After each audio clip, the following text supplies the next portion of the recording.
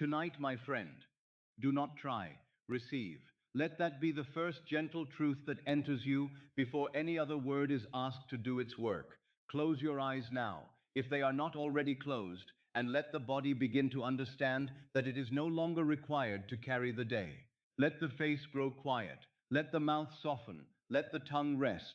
Let the shoulders fall from their old invisible labor. Let the hands unclench without command. Let the chest be easy. Let the belly release its hold. There is nothing you must accomplish in this moment. There is nowhere you must go. There is no argument you must settle, no figure you must calculate, no burden you must drag into this sacred borderland. Tonight you are safe. Tonight you are held. Tonight the world may wait outside, for we are going to the cause. Do not concern yourself with whether you can follow every word. Do not trouble yourself with the thought that you must remain alert, or that you must remember some perfect phrase, or perform some hidden mental labor. That is not why I have come to you in the dark. I have not come to ask for strain. I have not come to demand concentration. I have not come to sharpen your mind against itself. I have come to lead you to the threshold where effort grows quiet, where the conscious mind loosens its grip, and where the deeper being in you becomes open, receptive, undefended. If you drift in and out, let it be so. If my words seem at times to pass above you like a soft cloud, let them pass. The deeper mind hears even when the surface mind grows dim. The seed does not ask the soil to stay awake. Let every unfinished thing recede a little further, as though the tide were drawing it from the shore. Let each concern lose its sharpness. Let each problem surrender its demand to be solved tonight. Nothing needs to be solved tonight. Nothing needs to be forced tonight. Nothing needs to be managed into being. There is a wisdom deeper than your waking effort, and it does not awaken under pressure. It awakens under permission. It awakens when the hand opens. It awakens when you cease trying to make life answer and begin allowing life to mirror what has already been accepted within. And tonight, I ask you to accept something quietly, not violently, not theatrically, not with the fever of a gambler or the panic of one trying to outrun time. Quietly, deeply, lawfully. I ask you to hear these words not as noise, not as excitement, not as a fantasy thrown. In 30 days, you will be a millionaire. Hear it gently. In 30 days, you will be a millionaire. Not because the world has suddenly become generous, not because chance has chosen you, not because fortune is a mood that comes and goes, but because you are entering the state now. In 30 days, you will be a millionaire, because tonight we do not begin with appearances. Tonight we begin at the cause. You have been taught, as most men and women have been taught, to believe that wealth begins in the outer world. You have been told that circumstances make the man, that numbers create the feeling, that one must first see evidence and then dare to feel secure. But I tell you, this is the inversion that keeps mankind in bondage. The world does not create your fortune. It reflects your state. The outer does not command the inner. The inner gives form to the outer. The visible million is but the shadow cast by the invisible millionaire state. And if the shadow has not yet appeared, then we do not worship the absence of shadow. We go to the light that casts it. That is why I say to you again, tonight, do not try, receive. For trying belongs to the state of not yet. Trying belongs to the one who stands outside the house of fulfillment and begs for admission. But receiving belongs to one who has entered. Receiving belongs to one who has ceased wrestling the mirror and has turned instead to the face. Receiving belongs to the one who understands that sleep is not mere rest, but doorway, that assumption is not wishful thinking, but command, that feeling is not decoration, but seal, and that self-concept is not a side matter, but root. Tonight, you need not create a million in the outer world with the strained machinery of the waking mind. You need only begin to rest where that man rests, to breathe where that woman breathes, to feel what is felt when wealth is no longer a distant hope, but a natural condition of being. Do you see the tenderness of this? I do not ask you to shout. I do not ask you to force belief with clenched teeth. I do not ask you to stir yourself into emotional excess. I ask you only to allow a new identity to settle upon you as gently as sleep itself. Let yourself feel now the softness of that possibility, not the excitement of riches as the world imagines riches, with noise and display and restless craving. No, feel the deeper thing. Feel the calm of the one who is no longer inwardly pressed. Feel the breath of one who is no longer bracing against tomorrow. Feel the quiet dignity of one who is not behind life, not pleading with life, not asking life for permission to relax. Feel the inner atmosphere of one for whom great wealth has ceased to be a question. For the millionaire state, truly entered, is not feverish. It is not frantic. It is composed. It is settled. It is natural. It says, without boasting and without tension, of course. Of course there is enough. Of course I am supplied. Of course life answers me. Of course I may rest. And if, as you listen, some part of the let it grow faint on its own, as twilight grows faint before night. We are not here to convince the doubting mind by argument. We are here to pass beyond its tyranny. The conscious mind with its questions and objections is already growing tired. The day cannot keep its full hold forever. Soon the senses will soften. Soon the old evidence will lose some of its authority. Soon the gatekeeper will relax. And then what is accepted in this borderland will descend more deeply than anything shouted in the noon of wakefulness. This is why I say the listener need not struggle to stay with me. You may drift, you may half hear, you may sink and rise, catch a phrase, lose a phrase, return again. It does not matter in the way you have been taught matters. The deeper mind receives what the surface mind releases. When the waking self stops gripping, and that instruction tonight is not one of fear, not one of trying, not one of longing, but one of being. We are not saying, may I one day become rich. We are saying something far more potent, far more causative. We are saying, I enter now the state from which riches spring. I enter now the self from which a million flows as shadow from substance. So let the body become heavier.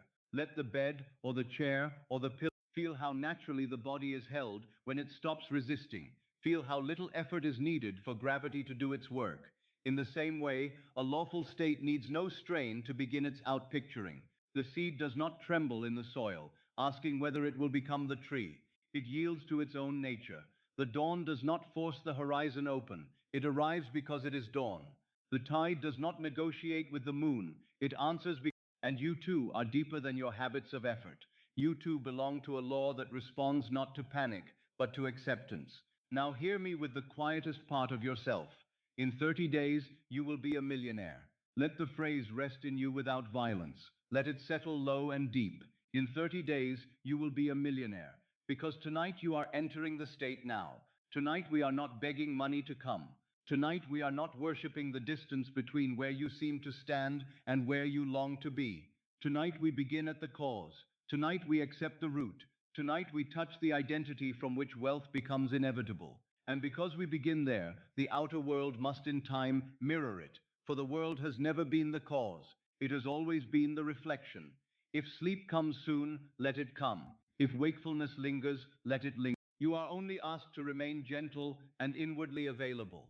Let these ideas cease being ideas and become atmosphere.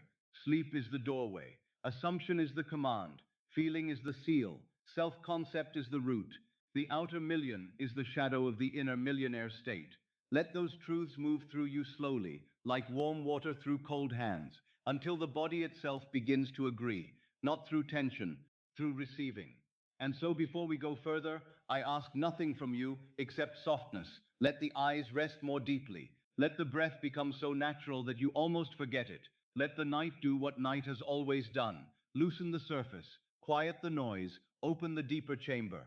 This is not just something to hear. This is something to fall asleep into tonight. This is something the deeper being in you can receive while the outer mind grows still. This is something that can continue its work long after the last clearly remembered sentence has faded. For the law does not sleep because you sleep. The seed does not cease because you no longer watch it. Tonight, you are not entering mere sleep. You are entering cause. You may have worked very hard. You may have risen early and gone to bed late. You may have tried to hold life together with careful hands, with tired eyes, with an anxious mind that never seemed to grant itself permission to rest. You may have believed that if you only worked longer, worried more, planned better, calculated more carefully, denied yourself more completely, money would finally come and stay. You may have thought that one more effort, one more sacrifice, one more season of strain would at last persuade life to open its hand to you. And if you have believed this, I do not condemn you for it. The world has taught it to men and women for ages. It has taught them to bow before toil, as though toil were God. It has taught them to fear, pause, to distrust stillness, to imagine that the only worthy life is the life worn thin by struggle. But now, as the body softens and the night grows quiet around you, I ask you to consider something with me very gently. If labor alone created wealth, then the hardest workers would be the richest people in the world. But you know, and I know, that this is not so. There are men who exhaust themselves and remain burdened. There are women who carry far more than they should ever have been asked to carry, and still they do not find ease. There are hands roughened by effort, backs bent by long years, minds sharpened by necessity, and yet abundance does not always answer them.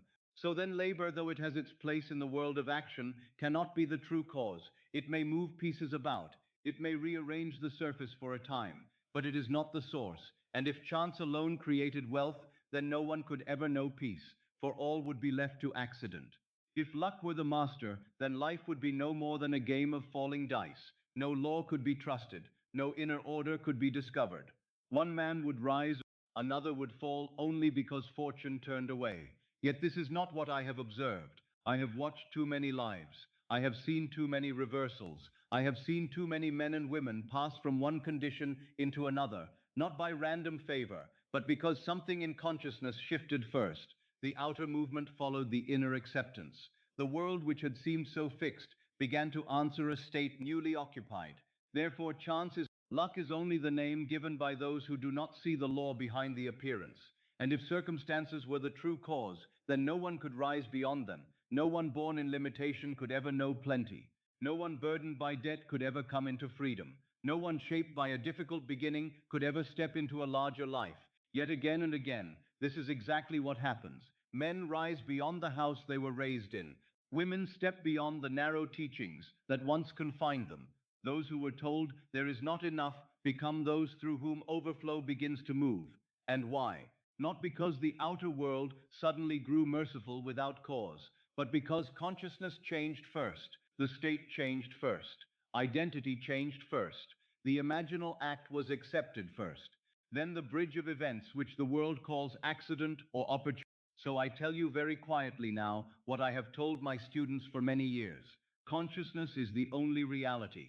Not the passing thought, not the worried phrase, not the outward object taken by itself, but consciousness as state, consciousness as awareness of being, consciousness as the inward position from which life is viewed and felt. That is the true cause. That is the root from which the branches of circumstance grow. The world, it is not parent to your life. It is offspring. It is the visible child of the invisible state you occupy. Imagination, therefore, is cause. I do not mean imagination as idle fantasy, as some weak play of the mind with no substance in it. I mean imagination as the very creative power in man. I mean that which feels, selects, accepts, and inwardly lives a thing before it becomes visible. I mean the inner act by which a man says of himself, without always speaking it aloud, "This is who I am. This is what is natural to me. This is what I may receive. This is the world I belong to." That imaginal act is the seed. That acceptance is the command. And money, which so many have feared, chased, worshipped, and misunderstood, is but the shadow of inner assumption. Do you hear how different this is from what you have been taught? I tell you consciousness first, and the right expression following. The world says luck chooses the fortunate. I tell you law expresses the accepted state. The world says beg, persuade, hustle, compete, cling, defend, and perhaps life will yield. I tell you assume, occupy, feel, and let the world mirror what has already been inwardly claimed. The world teaches chasing money as though money were a wild thing fleeing from you. I tell you become the state that money must follow, just as a shadow must follow the body that casts it. The shadow does not create the body creates the shadow. The mirror does not create the face determines what the mirror will show. And money does not make the millionaire state produces money. Let that settle into you now with great softness. Money does not make the millionaire state produces money. This is why some receive and remain able to receive, while others grasp, lose, fear, tighten, and repeat the same old pattern in new forms. For the state is the cause. Without the inner millionaire, the outer money is unstable. With the inner millionaire, the outer money becomes a natural outpicturing. Many have made the mistake of trying to seize the shadow while remaining inwardly unchanged. They look at the bank balance and think, they look at debt and think, When that disappears, then I shall breathe. They look at the outer world and say, when that yields, then I will finally feel safe. But this is to ask the mirror to move before the face moves. It is to ask the shadow to create the body. It is to worship effect and ignore cause. And because of this inversion, they remain exhausted. They work from fear, save from fear, plan from fear, even pray from fear. Then they wonder why the result so often carries the same taste as the state from which it was pursued. You are not asked tonight to strain. Let me say that again, because the weary part of you must hear it. You are not asked tonight to strain. You are not asked to force the world. You are not asked to become louder than your circumstances. You are not asked to wrestle life to the ground and make it surrender. You are asked to enter the state. That you are asked to leave the shadow alone and turn toward the body that casts it. You are asked to leave the mirror alone and tend the face. You are asked to stop begging the outer world for proof and begin occupying inwardly the one state from which proof must come. Now perhaps some old habit in you rises and says, but surely one must work, surely one must act. Of course, action has its place, labor has its place, skill has. They are instruments, not masters. They are channels, not causes. When consciousness changes, action becomes different in quality. Work performed from the millionaire state does not feel like the same old bondage. It is no longer the desperate movement of one trying to become worthy of supply. It becomes the natural expression of one who already stands inwardly in possession. Then labor ceases to be worshipped as cause. It becomes merely one of the many avenues through which the state externalizes itself. This is why two men may perform similar acts and see different results. One acts from lack, from pressure, from self-doubt, from the inward confession that he is not enough. The other acts from calm assumption, from expectancy, from inward wealth. The outer deed may look similar to the eye, but consciousness is different, and consciousness is the only reality. The first man plants struggle even while he works. The second plants certainty even while he moves. The harvest answers the state, not the visible motion alone. You may have carried guilt about this matter for years. You may have thought, perhaps I did not work enough, perhaps I was not disciplined enough, perhaps I did not plan enough, perhaps others received because they were born to advantages denied to me. And while it is true that the world presents unequal surfaces, I tell you again that surfaces are not causes. The world follows the state you occupy. If this were not so, I would have no good news for you tonight. Then you would truly be a servant of beginnings, of age, of background, of family history, of social position, of accidents of birth. But you are not. You are greater than all that, because the root is in consciousness, and consciousness not when the world softens first. Now, this very night. This is why I say there is such mercy in the borderland before sleep, for the conscious mind grows quiet, and with it the tyranny of appearances grows quieter too. In this hour, you need not defend the old story. In this hour, you need not continue naming yourself by former conditions. In this hour, you may stop carrying the doctrine of struggle like a sacred burden. You may release the belief that money comes chiefly by suffering. You may release the superstition that wealth must be earned by inward punishment. You may release the fear that to rest is to fail. You may release the old religion of exhaustion. And in place of all that, you may begin to feel another possibility, that life is lawful, that supply is lawful, that wealth is lawful, that the millionaire state is not reserved for a chosen few, but available to the one who dares to occupy it inwardly. That consciousness precedes condition, that imagination precedes fact, that the inner act precedes the outer echo. This is freedom, not freedom from all movement, but freedom from false causation, freedom from the lie that the world holds the keys while you stand outside. The key is in consciousness. The key has all. You do not have to fight life. You have to change state. Say it silently with me if you like, not as a hard formula, but as a quiet relief moving through the body. I do not have to fight life. I have to change state. Let the words fall low and deep. I do not have to worship labor as cause. I do not have to fear luck as master. I do not have to beg the mirror to become kind. I do not have to chase the shadow. And what is the state? It is the inward millionaire. Not merely one who possesses numbers, but one who inwardly knows himself to be supplied, chosen, secure, natural in abundance, unastonished by increase, calm in possession, restful in expectancy. The millionaire state does not ask the world whether it may relax. It relaxes because its source is within. The millionaire state does not bow before appearances. It knows it allows money to follow as shadow follows form. So if you are tired, let this teaching remove a little of that weariness from you. If you are burdened, let it loosen the burden. If you have accused yourself inwardly, let accusation fall away. There is no need tonight for guilt. There is no need for self-punishment. There is only the invitation to awaken to cause. Consciousness is the only reality. The outer world is if the shadow does not create the body. The mirror does not create the face. Money does not make the millionaire. The millionaire state produces money. The world follows the state you occupy. And because this is so, you are free now to stop wrestling with the world and begin entering inwardly the one who no longer wrestles. You are free now to stop holding strain as proof of seriousness. You are free now to let the body receive this softer law. You are free now to drift towards sleep, not as one asking whether life will change, but as one who knows the cause can be touched tonight. You are not asked to force the world. You are asked to enter the state. And in entering the state, you begin the only change that has ever truly mattered. There is a moment each night which most men pass through without reverence, though it is one of the holiest moments in all the drama of life.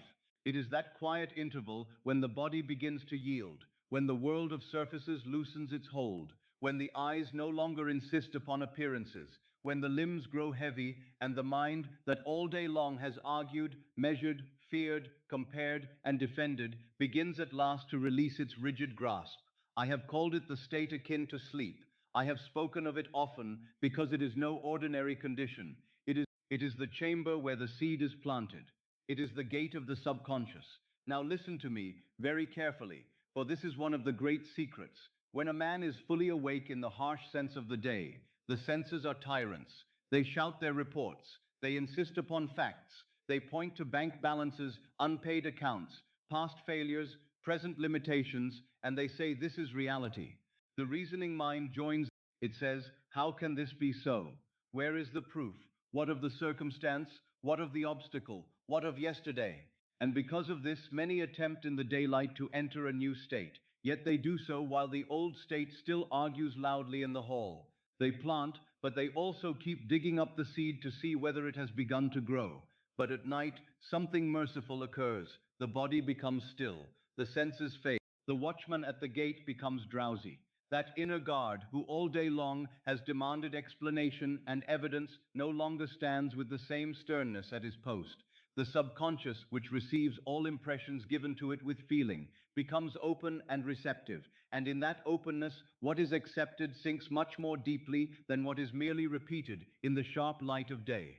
This is why I tell you that sleep is not a blank, it is not merely a closing down of the faculties. Properly understood, it is the royal road to wealth, to change, to transfiguration of self. For what you accept in the twilight between waking and sleeping is taken into the depths. What you feel as you fall asleep is the prophecy of the world you will wake into. I want that sentence to settle in you now. What you feel as you fall asleep is the prophecy of the world you will wake into. Most men and women misuse this sacred hour without knowing they do so. They enter bed with the body exhausted perhaps, but the mind still aflame with the old identity. They lie down, yet inwardly they do not rest. They rehearse debts. They count what is missing. They relive humiliations. They imagine failure. They repeat inner arguments with those who are not present. They answer letters that have not come. They fear tomorrow's meeting. They say inwardly, how shall I manage? What if it does not change? What if there is not enough? What if I lose even this? And then they drift into sleep, carrying these impressions like seeds pressed into living soil. They do not realize what they are doing. They think they are merely worrying. They think they are merely reviewing the day. They think they are simply being practical.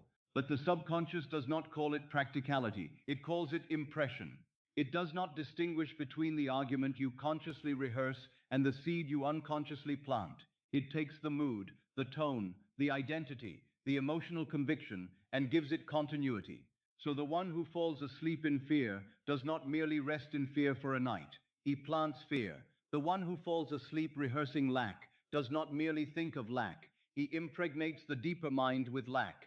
Then in the morning he wakes and meets again the world born of yesterday's assumption and calls it circumstance, not realizing he met himself. This is why so many live in repetition. They sleep as the old man and therefore they wake into the old world. They lie down as one burdened, one delayed, one anxious, one beneath life, one waiting to be rescued by outer change. They close their eyes but do not change their state. They fall asleep, and because they do, they wake into yesterday's assumptions made visible once again. The scenery may alter a little, the names may differ, the details may rearrange themselves, but the inner pattern persists because the seed remains the same. Tonight, that changes. Tonight, you will not fall asleep as the old identity. Tonight, you will not go down into sleep carrying the stale confession of not enough. Tonight, you will not hand your subconscious the worn out image of struggle and ask it to give you freedom. Tonight, you will not sleep as one abandoned to circumstance. You will enter sleep as one already provided for. You will descend into that sacred chamber as one who has already touched the cause.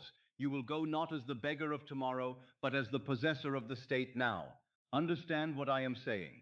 I am not asking you to force a feverish I am not asking you to work yourself into some violent mood. The state akin to sleep does not receive strain well. It receives softness. It receives acceptance. It receives quiet conviction. The fulfilled state, especially in matters of wealth, is often not loud at all. It is not fireworks.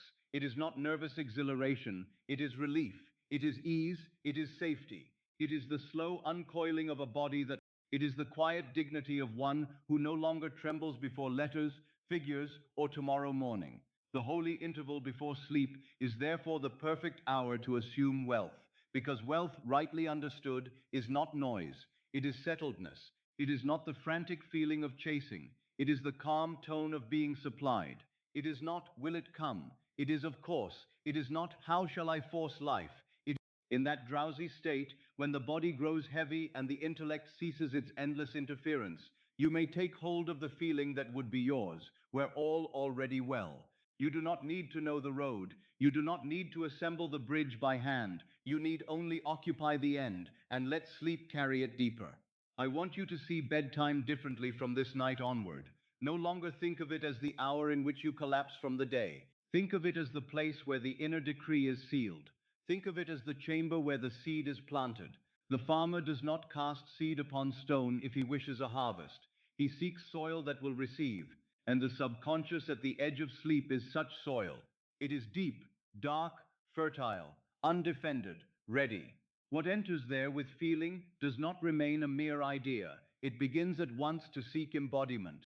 Not because of ritual, not because of custom, but because of law. The final mood of the night becomes the seed of tomorrow. The last inward atmosphere before sleep is not harmless. It is causal. It is formative. It is creative. If your final mood is weariness joined to hopelessness, that becomes seed. If your final mood is resentment, that becomes seed. If your final mood is self-pity, anxiety, or the inward cry of not yet, that becomes seed. But if your final mood is relief, providedness, sufficiency, quiet possession, then that too becomes seed. And from that seed, the world of tomorrow must in its own way answer. So then, do not ask lightly what mood you carry into sleep. Ask instead, as whom am I going down tonight? For that is the real question. As the old man who waits, as the frightened one who clutches, as the weary soul who still believes money lives outside him, as some or as the one who has found the root within and now dares, however gently, to rest in the feeling of being already supported. Tonight you must choose, and I tell you again, you need not choose through violence. You need not wrestle your thoughts into obedience. You need not force perfect concentration. Sleep itself teaches you how to do this, for no one ever enters sleep by force. You enter by yielding. You enter by consenting to let go. You enter by allowing one world to fade while another begins to rise from beneath it. In the same way, you enter the millionaire state, not by straining to become it through effort, but by letting the old man grow dim while the new feeling quietly takes the throne. When I speak of the millionaire state, I do not mean ostentation. I do not mean restless display. I do not mean the crude worship of numbers. I mean the inward condition of one for whom supply is natural. One who feels no inner shrinking at the thought of money. One whose body does not knot at figures. One who does not approach life apologetically. One who expects room, expects provision, expects support, expects increase without inward scandal. That state can be entered in the holy interval before sleep more easily than at any other hour, because then the old guards are weakest and the deeper self is nearest the surface. Tonight, therefore, you are not merely listening to, you are approaching the gate of the subconscious. You may drift in and out. Your conscious mind may fade at moments. You may not remember every phrase by morning. That is no failure. Indeed, it is often a sign that you have come near the right depth. You do not have to hold every word. You do not need to stand over the process. The deeper mind receives even when the surface mind releases. This is why I can speak to you in this quiet hour and trust that what is felt will go where it must go. So let the body become still. Let the senses recede. Let reason loosen its hold. Let the old inner argument tire itself out and pass. You are nearing the chamber where the seed is planted. You are nearing the holy interval. You are nearing the gate of the subconscious, and as you near it, understand the privilege of what lies before you. You need not misuse this hour as you once may have done. You need not rehearse debt again. You need not sleep as the old identity. You need not wake tomorrow into the same interior poverty because of last night's frightened sowing. Tonight, you may lie down as one already provided for. Tonight, you may let the feeling of sufficiency spread through the body like a warm tide. Tonight, you may allow the chest to soften, the jaw to unfasten, the breath to widen, as though the matter were already settled. Tonight, you may fall asleep not asking, but receiving, not chasing, but dwelling, not begging the shadow to change, but entering the body that casts the shadow. Remember it well. What you feel as you fall asleep is the prophecy of the world you will wake into. If you accept that, then bedtime can never again be a casual thing. It becomes altar, doorway, field, womb, command. It becomes the place where the invisible takes precedence over the visible. It becomes the hour in which the millionaire is first inwardly born. And when the inner millionaire is born, the outer world, being shadow, must in time take its shape. So treat this night as sacred. Treat this drowsiness as useful. Treat this fading of the senses as mercy. Treat this approach to sleep as the royal road, for it is through this gate, entered rightly, that poverty of mind is left behind, old identity is dissolved, and wealth first begins to feel lawful, natural, and your own. When I use the word millionaire, I do not ask you to think first of piles of paper, of coins, of ledgers swollen with numbers, or of some theatrical display the world has taught men to admire. I ask you to go deeper than that. For no man truly desires money as paper alone. No woman lies awake at night longing for printed notes merely because they are printed notes. What the heart longs for is what it believes money will make possible. And because this must be understood, if you are to use the law consciously, I want to slow down here and take you gently into the real meaning of wealth. What is it that you have called money in your imagination all these years? Is it not relief? Is it not the softening of the chest after long strain? Is it not the ending of that constant inward vigilance? Is it not the feeling that tomorrow need not be feared? Is it not the quiet dignity of being able to answer life without trembling? Is it not freedom from the old bracing? Is it not safety? Is it not the calm sense that there is room now? Room in the mind, room in the breath, room in the day, room in the future? Is it not the ability to give without shrinking, to choose without panic, to rest without guilt, to look at life without that old hunted feeling pressing behind the eyes? This is why I say to you that a million is first a feeling, before it is a figure, before it is an entry in a book, before it is reflected in any visible scene. It is a state of consciousness. It is a condition of being. It is a manner of inward occupancy. It is the feeling of being one who is no longer inwardly impoverished, no longer at the mercy of appearances, no longer cramped by the old assumptions of shortage. The number itself is only the shadow. The state is the substance. The sum is only the outer echo. The real millionaire exists first within. Now, this is where so many go astray. They imagine that wealth must feel like excitement, like a sudden blaze, like a dramatic surge of emotion. They imagine the millionaire state as nervous triumph, as display, as endless stimulation. But I tell you truly, that is not the feeling of real wealth. The feeling of wealth, when it is natural, is far quieter than that. It is not the trembling of someone who has just won a prize. It is the settled breath of one who no longer feels endangered by life. It is not restless thrill, it is calm security. It is not the fever of getting, it is the peace of having. It is not the excitement of a door suddenly opened. It is the deep inward normality of one for whom the doors of life are expected to open. So then, if you would know the millionaire state, do not ask first what the millionaire owns. Ask instead how he inwardly rests. Ask how his body feels when he lies down at night. Ask how he regards tomorrow morning. Ask what tone lives beneath his ordinary movements. Ask whether he braces when letters arrive. Ask whether his stomach knots when numbers are mentioned. Ask whether he feels hunted by the coming day. Ask whether every small expense feels like a wound. These questions will lead you closer to the truth than any outward spectacle ever could. The millionaire state is a steady breath. It is the body no longer preparing itself for injury at every turn. It is shoulders that are not forever climbing upward, as though to protect the neck from unseen blows. It is a jaw that does not set itself against the future. It is a chest that does not live half closed. It is hands that are not clenched inwardly all day. It is the quiet absence of panic when a bill appears. It is the ability to open a letter without dread already standing in the room. It is the ability to look at figures without feeling accused by them. It is calm. It is dignity. It is the sense of being supported by life. To feel supported by life, that is a great part of wealth. You may not have thought of it in just that way, but it is true. The poor state, and I speak now of consciousness rather than of any passing outer condition, always feels unsupported. It feels exposed. It feels as though life may betray it at any moment. It anticipates lack before it comes. It calculates, checks, rechecks, defends, apologizes, withholds, delays rest, and calls this prudence. But beneath it all is fear. There is a tightness in the poor state, not merely of purse perhaps, but of being. There is urgency in it. There is inward noise. There is always some unseen clock. There is always the feeling of behind. Always something to catch up to. Always something. This is why the poor state can persist even where money appears for a little while, and why the millionaire state can begin even before the outer figure is seen.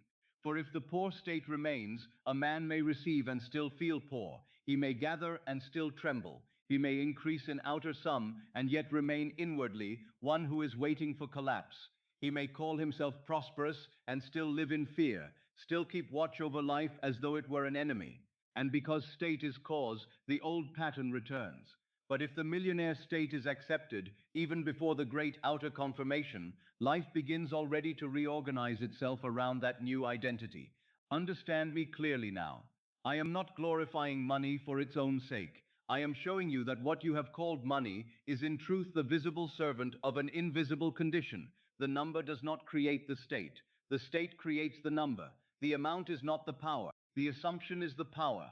The outer world may later display what you have accepted, but it does not author it. If the state is accepted, the outer form must conform. This is law. If the millionaire state becomes natural in you, then the visible signs that belong to it must appear in their season, through ways you need not yet know. And because this is so, I want you tonight to stop being dazzled by the shadow. Let the number cease to intimidate you. Let the phrase a million cease to sound like something remote, something belonging only to the favored few, something hanging out there beyond your reach, like a star you may admire but never inhabit. Strip it of its false grandeur. Bring it inward. Translate it into feeling. What would a million mean in the body? What would it mean in the breath? What would it mean in the chest, in the hands, in the way one rises in the morning? It would mean no panic. It would mean room. It would mean ease. It would mean not shrinking before life. It would mean the end of that old inward flinch. It would mean calm expectancy. Calm expectancy is one of the finest signs of the millionaire state. The poor state hopes anxiously. The millionaire state expects quietly. The poor state checks. The millionaire state knows. The poor state waits at the window for proof. The millionaire state prepares the room because it knows what belongs there, is already on its. The poor state feels life must be persuaded. The millionaire state feels life responds, not because it is arrogant, but because it understands law. It does not beg shadows to change. It changes the face before the mirror. So think now of the inner atmosphere of one who is truly wealthy in consciousness. He is not perpetually calculating from fear. He may handle figures, yes, but he does not inwardly bow to them. He is not forever wondering whether he will be overtaken. He is not inwardly speaking the language of scarcity all day and calling it realism. He is not unable to enjoy a meal because of tomorrow. He is not opening letters with a racing pulse. He is not living with that secret contraction behind the breastbone. He is not always feeling he must justify his existence before life will support him. He moves with an inward assumption of sufficiency. Sufficiency is a beautiful word for this. Not mediocrity, not resignation, but sufficiency in the deepest sense. The feeling that life is not withholding itself from you. The feeling that supply is not alien to your nature. The feeling that the world need not be fought every hour. The feeling that you may exhale. The feeling that you may answer ordinary needs without inward drama. The feeling that generosity is possible because overflow is possible. The feeling that tomorrow is not an enemy. These are not little things. These are the very tones of wealth when translated into consciousness. And now notice how different this is from the poor state. The poor state is not simply having less. It is a posture of being. It is that old inward urgency, that old argument, that constant anticipation of the next problem, that sense of life as pressure, that dread when paper arrives, when payment is due, when the future comes near. It is the secret feeling of always, it is always checking, always counting from fear, always holding the breath, always wondering if there will be enough, always feeling behind even in moments that should be peaceful. It is the inability to receive quietly, because inwardly one still feels unworthy, unsafe, or unsupported. That state, if not understood, will reproduce itself endlessly. And this is why I take such care to tell you again. The money follows the state. The number is the shadow.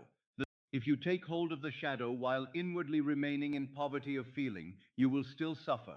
But if you take hold of the state, then the shadow must eventually conform. No mirror can do otherwise. The mirror does not argue, it reflects. So tonight, as you lie there and the senses continue to grow quiet, I want you to let the word millionaire lose all harshness, all noise, all pressure. Let it become gentle. Let it become restful. Let it mean that the breath is steady. Let it mean that the shoulders no longer brace. Let it mean that the chest is unguarded. Let it mean that letters may be opened without dread. Let it mean that your needs no longer shame you. Let it mean that generosity is natural. Let it mean that the future carries promise instead of threat. Let it mean that life supports you. Do you see how different that is from the old imagination? One picture exhausts the body before it begins. The other lets the body soften into agreement. That is why I say this must be soothing, not exciting. For the millionaire state is not a frantic state. It is a deeply rested one. It does not live in pressure. It ends pressure. It does not make the nervous system more vigilant. It lets the nervous system finally stand down. It does not keep asking what if. It quietly says, of course. And so if you would enter the millionaire state tonight, do not try to feel a blaze of triumph. Feel instead the soft and lawful calm of one who is already safe. Feel the end of inward hurrying. Feel the dignity of not being chased. Feel the quiet confidence of one who knows that life is not working against him. Feel the body loosening. Feel the mind no longer gnawing at tomorrow. Feel the sense that you are supported, carried, resourced, held within a deeper order. This is wealth translated into its true language. That is why I tell you a million is not because the outer number is unimportant, but because the outer number without the state cannot bless you. The state must come first. The state is the root. The state is the cause. The state is the invisible body of which the number is, but the shadow cast upon the world of sight. Accept the body, and the shadow must appear. Accept the state, and the world must reshape around it. So rest now in that understanding. Let it quiet you. Let it relieve you of the burden of chasing the outer sign. You are not asked tonight to force wealth into being. You are asked to feel what wealth truly is in consciousness and to let that feeling become familiar. The millionaire state is relaxation without carelessness, peace without passivity, dignity without strain, expectancy without nervousness, generosity without fear, and calm without apology. Enter that, and the outer world will in time have no choice but to bear witness. Now we come to something so near to you, so constant in your experience, so quietly present in every moment of your life, that precisely because of its nearness, men overlook its majesty. They search for power in distant places. They imagine that the creative principle must be hidden in some remote heaven, guarded by mysteries, granted only to the chosen few. And all the while they are using it, breathing it, naming themselves with it every day of their lives. I speak of the sacred name, I am. When I say that I am is the name of God, I do not mean a God removed from you, watching from afar, distributing favors according to whim, withholding one day and giving another. I do not mean a distant monarch enthroned somewhere beyond the stars. I mean the living awareness of being that is within you now. Before you say who you are, before you say what you fear, before you tell the story of your life, before you speak of money or time or age or struggle, there is first the simple and undeniable sense that you are, that awareness of being, that naked fact of existence, that silent sense of I am, is the creative power itself. You cannot go beyond it. You cannot step outside it. You may change the garments it wears, but you cannot change the fact. This awareness is the root of every condition. It is the foundation beneath every experience. It is the one thing that precedes every description. And because it precedes every description, whatever you join to it becomes the description that consciousness wears. I am is like a royal body, and whatever garment you place upon it, it will wear faithfully until you remove it. If you clothe it in poverty, it appears as poverty. If you clothe it in delay, it appears as delay. If you clothe it in rejection, it appears as rejection. If you clothe it in abundance, it appears as abundance. If you clothe it in the feeling of already being the one you desire to be, it must outpicture that state in the world of form. This is why I tell you that inner speech is not trivial. It is not harmless. It is not merely a passing breeze in the mind. Men imagine that because their inward words are not heard by others, they carry no consequence. But the subconscious hears them. The deeper self receives them. Consciousness itself is impressed by them. And what is impressed must be expressed. So when a man says inwardly, I am broke, he thinks perhaps he is only describing a temporary condition. He imagines he is being practical, realistic, honest, but he is doing much more than describing. He is clothing the creative power in a garment. He is placing upon the sacred name a robe of limitation. He is saying to the very source of his work, when a woman says inwardly, I am always behind, she does not know that she has just issued a decree. She thinks she is commenting on a circumstance. She thinks she is simply sighing over what seems to be so. But in truth, she is naming herself. She is taking the power that is nearest to God, because it is God in expression, and she is joining it to behind. Then consciousness, being faithful to what it accepts, begins to produce scenes, timings, opportunities, and reactions that match that inner naming. When one says, I am unlucky, I am not chosen, I am too old, I am tired of struggling, he imagines perhaps that these are only complaints, small mutterings to himself, momentary releases of frustration. But there are no harmless decrees where the sacred name is concerned. I am is not it is formative speech. It is the creative center uttering its own condition. It is consciousness declaring the garment it will wear. And because this is so, what you say after I am is of tremendous importance. Now hear me carefully, for I do not say this to burden you with fear. Fear would only become another garment. I say it to awaken you gently to the holiness of your own awareness. The purpose is not to make you tremble before every thought, but to make you reverent toward your own inner naming. For once you understand that I am is sacred, you will cease using it carelessly against yourself. You will begin to notice how often the old man has taken the holy name and joined it to dust. How often he has said, I am exhausted by life.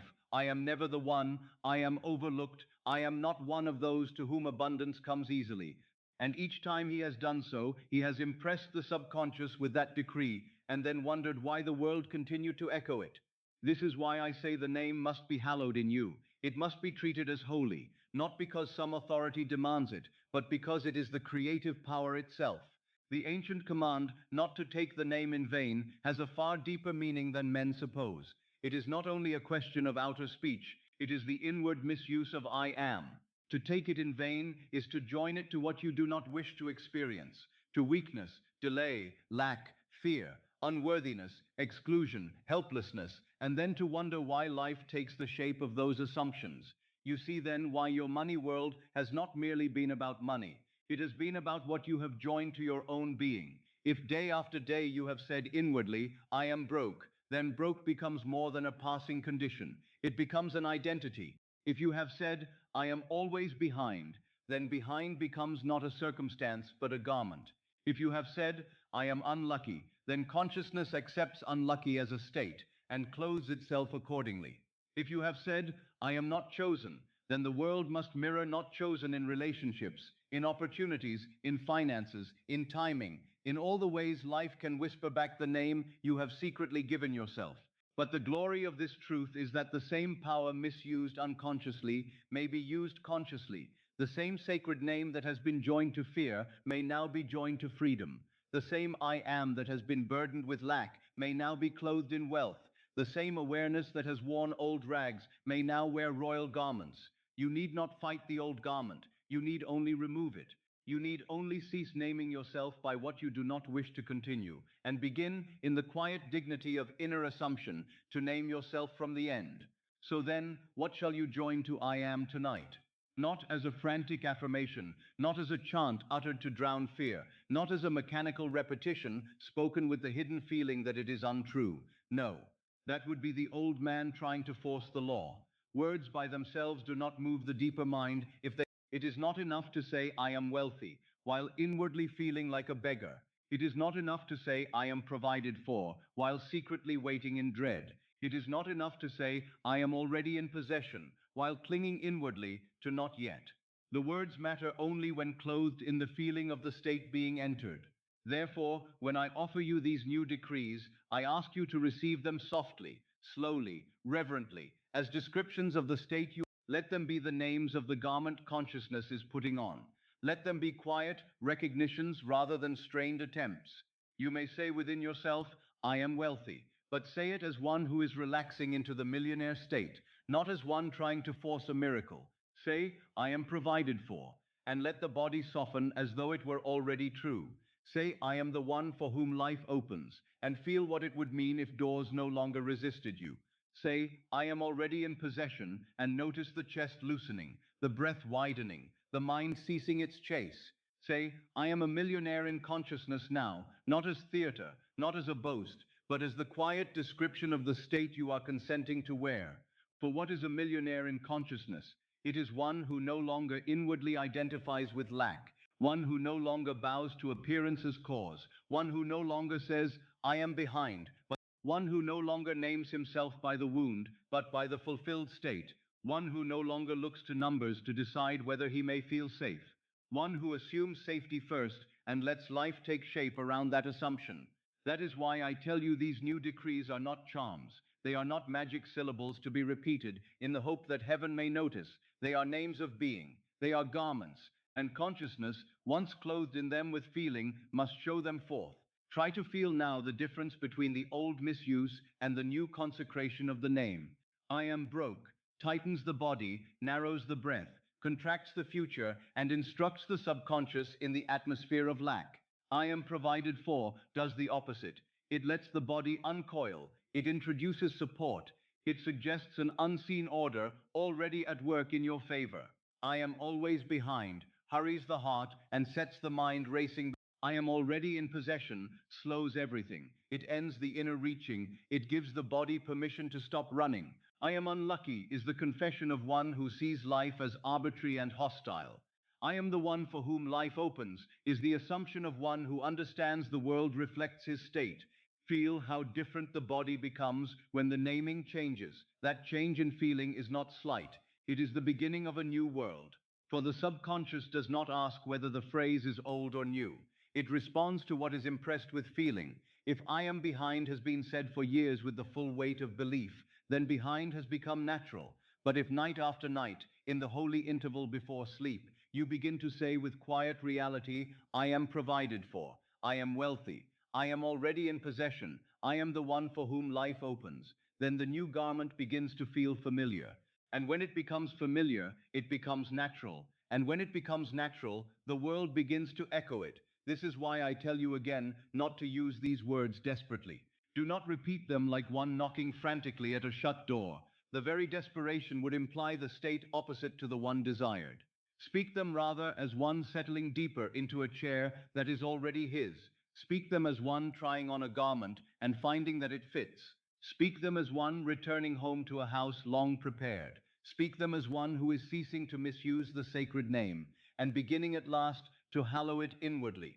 And because this is a sleep journey, because you are entering or already hovering near that borderland where impressions sink deepest, let these phrases become gentle. Let them move through you like soft bells.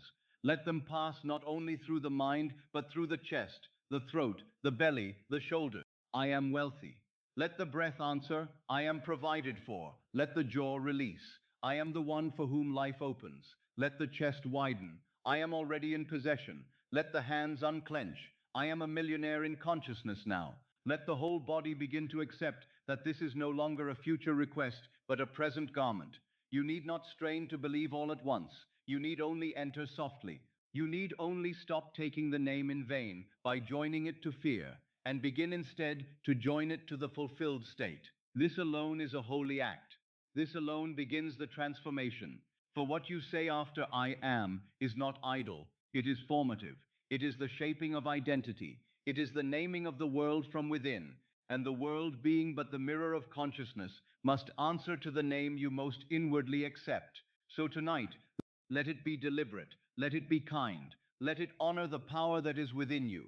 And as you continue to sink towards sleep, take these new decrees, not as pressure, but as peace, not as demands, but as recognitions, not as magic formulas, but as the quiet descriptions of the state into which you are now entering. For I am is the creative power, and whatever garment you place upon it, it will wear faithfully until the world itself must acknowledge what you have become. Now let me save you from one of the most common mistakes men make when they first hear this law.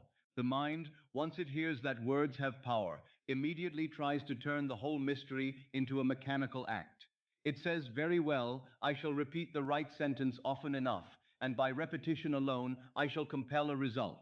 So a man begins to say, I am rich, I am rich, I am rich, while all the while his chest is tight, his breath is shallow, his imagination is still standing in the house of lack, and his inward feeling is still whispering, not yet, not yet, not yet. Then, after some time, he concludes the law does not work. But the law did work. It responded faithfully, not to the sentence upon his lips, but to the feeling in which the sentence was wrapped. This is why I have said again and again that feeling is the secret, not words alone, not phrases alone, not repetition alone. Feeling is the secret, because feeling is what impresses the subconscious. The subconscious does not weigh your vocabulary the way a scholar weighs language.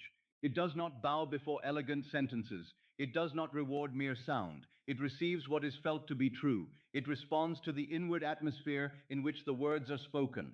It answers the state, not the noise. So let us look quietly at the common failure. A woman says, I am rich, but inwardly she feels poor.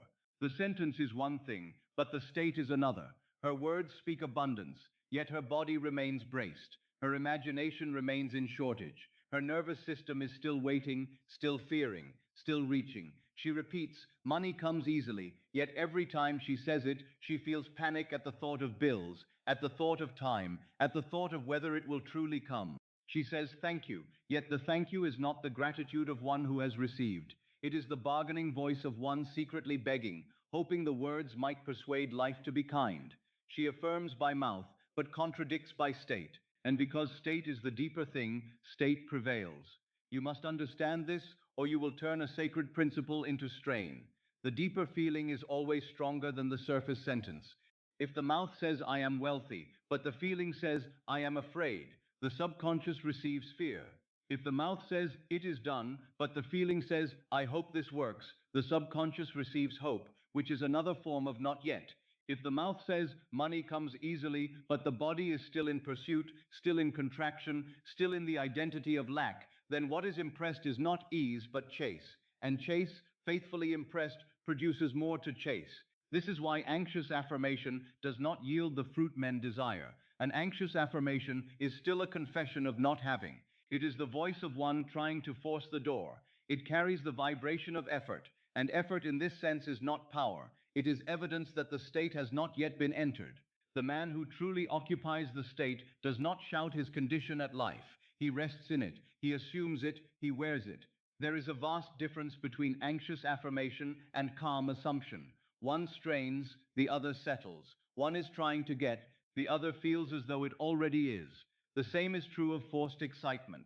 Many imagine that if they can only stir themselves into a fever of enthusiasm, if they can make themselves feel some dramatic thrill, then they have touched the state of wealth.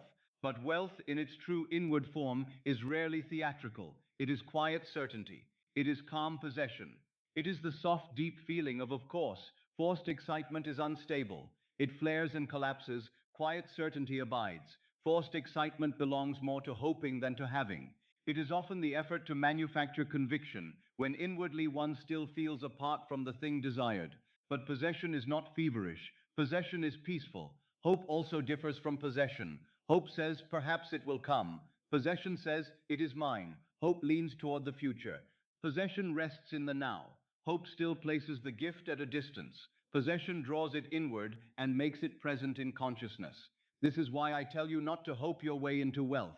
Do not sit at the edge of fulfillment, praising it from afar. Enter it, wear it, sleep in it. For so long as you merely want, you are still living in wanting, and wanting reproduces itself. The state of having is entirely different. It has a different breath, a different posture, a different pulse, a different silence. Words without feeling are like letters never mailed. They may be beautifully written. They may say all the right things. They may contain the exact message one wishes to send. But if they are never posted, they do not arrive. They remain at the surface, still in the hand, never reaching their destination.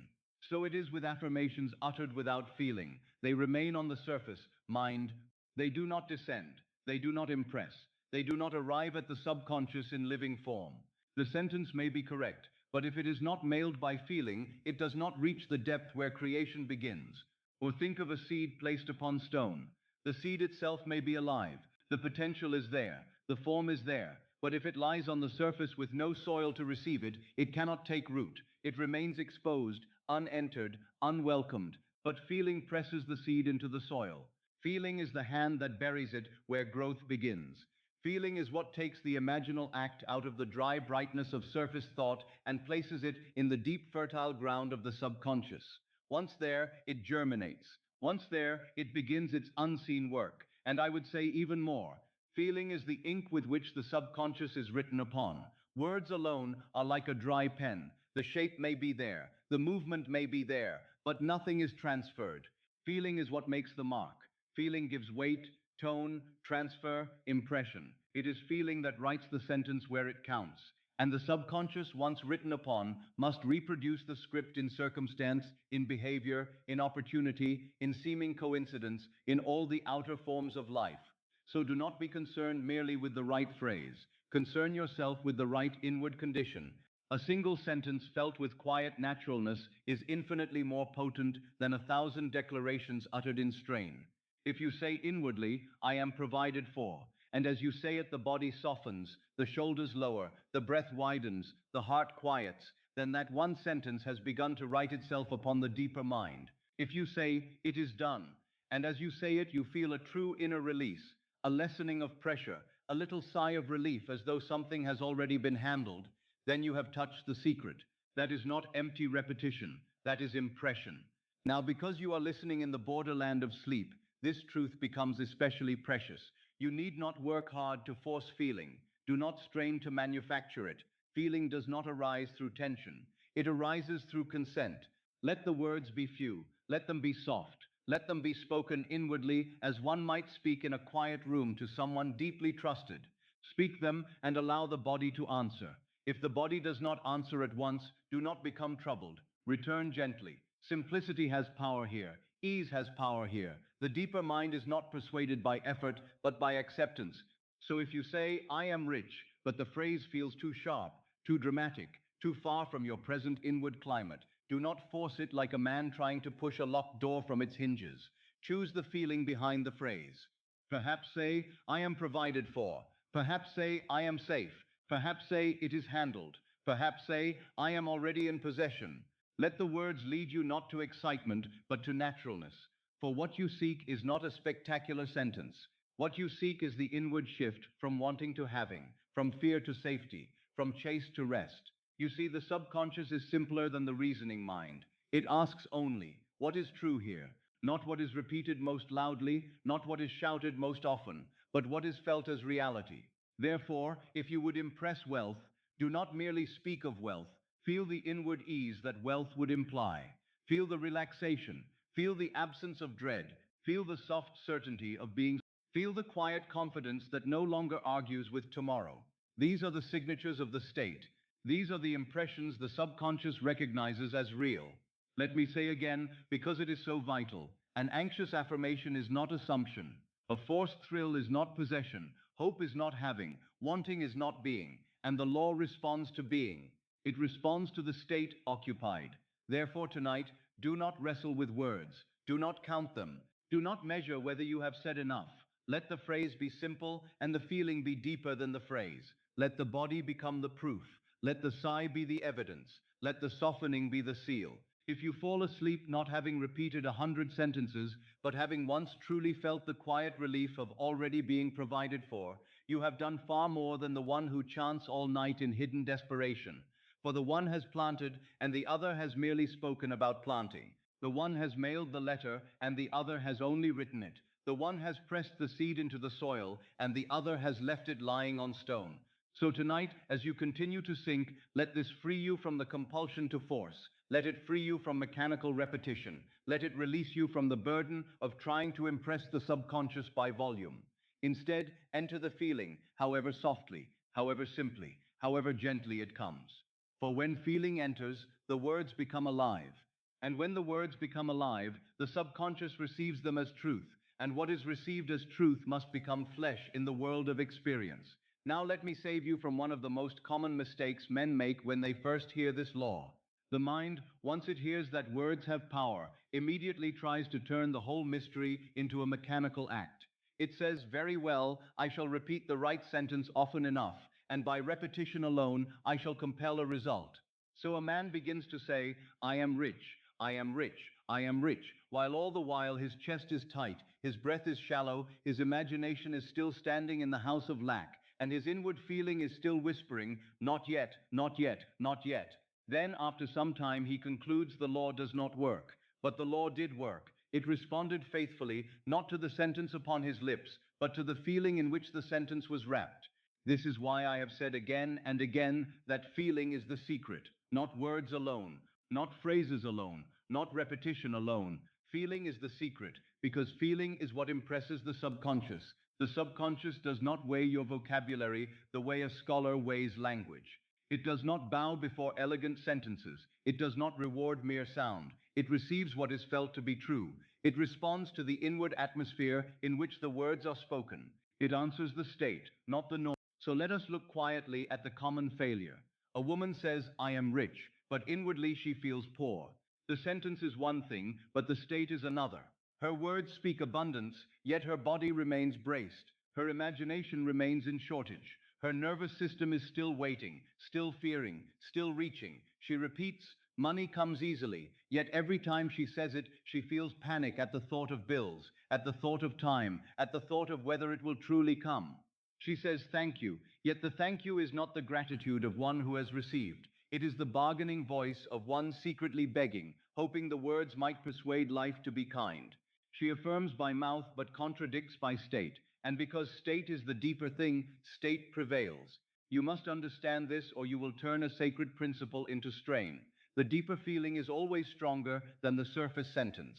If the mouth says, I am wealthy, but the feeling says, I am afraid, the subconscious receives fear. If the mouth says, it is done, but the feeling says, I hope this works, the subconscious receives hope, which is another form of not yet. If the mouth says money comes easily, but the body is still in pursuit, still in contraction, still in the identity of lack, then what is impressed is not ease but chase, and chase, faithfully impressed, produces more to chase. This is why anxious affirmation does not yield the fruit men desire. An anxious affirmation is still a confession of not having. It is the voice of one trying to force the door. It carries the vibration of effort, and effort in this sense is not power. It is evidence that the state has not yet been entered. The man who truly occupies the state does not shout his condition at life. He rests in it, he assumes it, he wears it. There is a vast difference between anxious affirmation and calm assumption. One strains, the other settles. One is trying to get, the other feels as though it already is. The same is true of forced excitement. Many imagine that if they can only stir themselves into a fever of enthusiasm, if they can make themselves feel some dramatic thrill, then they have touched the state of wealth. But wealth in its true inward form is rarely theatrical. It is quiet certainty. It is calm possession. It is the soft, deep feeling of course. Forced excitement is unstable. It flares and collapses. Quiet certainty abides. Forced excitement belongs more to hoping than to having. It is often the effort to manufacture conviction, when inwardly one still feels apart from the thing desired. But possession is not feverish. Possession is peaceful. Hope also differs from possession. Hope says perhaps it will come. Possession says it is mine. Hope leans toward the future. Possession rests in the now. Hope still places the gift at a distance. Possession draws it inward and makes it present in consciousness. This is why I tell you not to hope your way into wealth. Do not sit at the edge of fulfillment, praising it from afar. Enter it, wear it, sleep in it. For so long as you merely want, you are still living in wanting, and wanting reproduces itself. The state of having is entirely different. It has a different breath, a different posture, a different pulse, a different silence. Words without feeling are like letters never mailed. They may be beautifully written. They may say all the right things. They may contain the exact message one wishes to send. But if they are never posted, they do not arrive. They remain at the surface, still in the hand, never reaching their destination. So it is with affirmations uttered without feeling. They remain on the surface mind. They do not descend. They do not impress. They do not arrive at the subconscious in living form. The sentence may be correct, but if it is not mailed by feeling, it does not reach the depth where creation begins. Or think of a seed placed upon stone. The seed itself may be alive. The potential is there. The form is there. But if it lies on the surface with no soil to receive it, it cannot take root. It remains exposed, unentered, unwelcomed. But feeling presses the seed into the soil. Feeling is the hand that buries it where growth begins.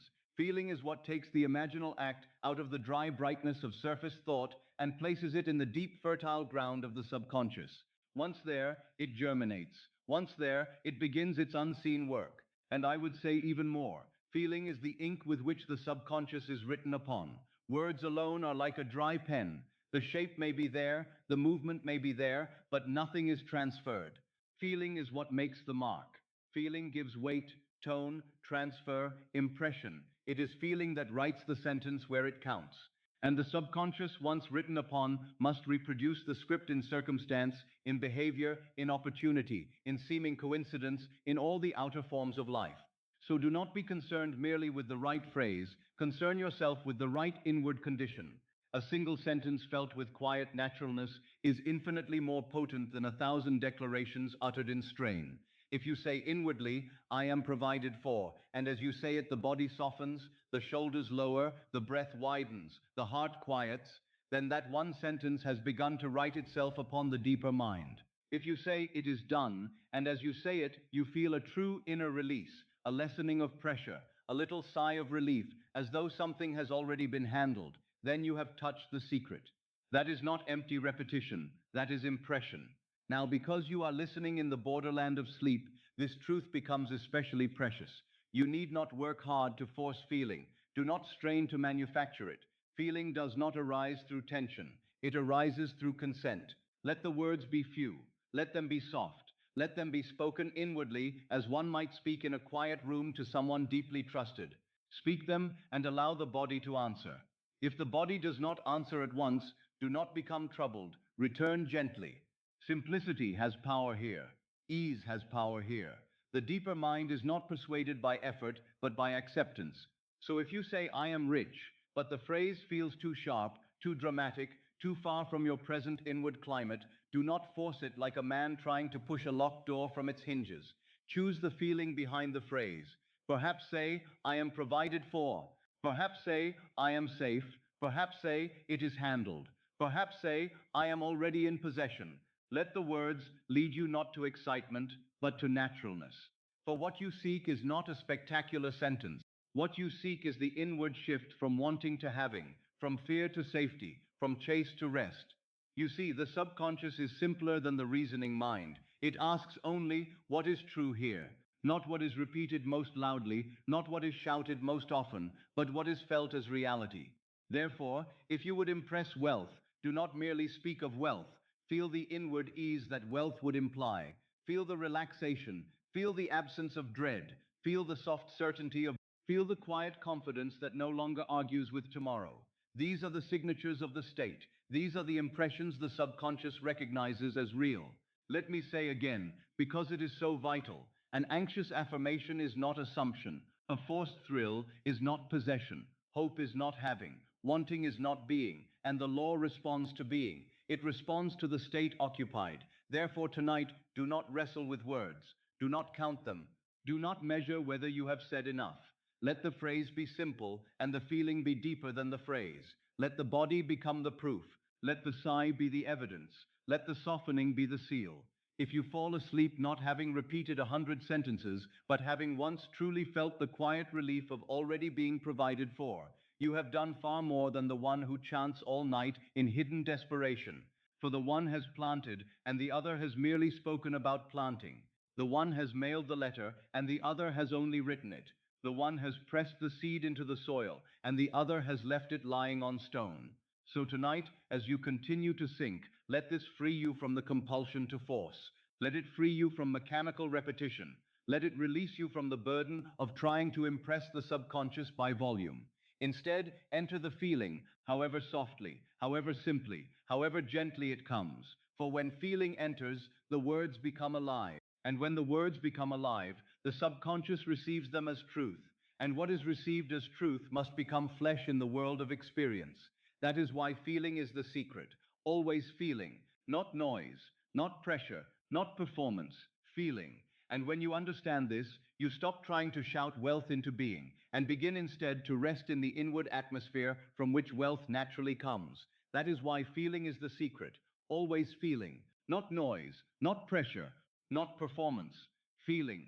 And when you understand this, you stop trying to shout wealth into being and begin instead to rest in the inward atmosphere from which wealth naturally comes.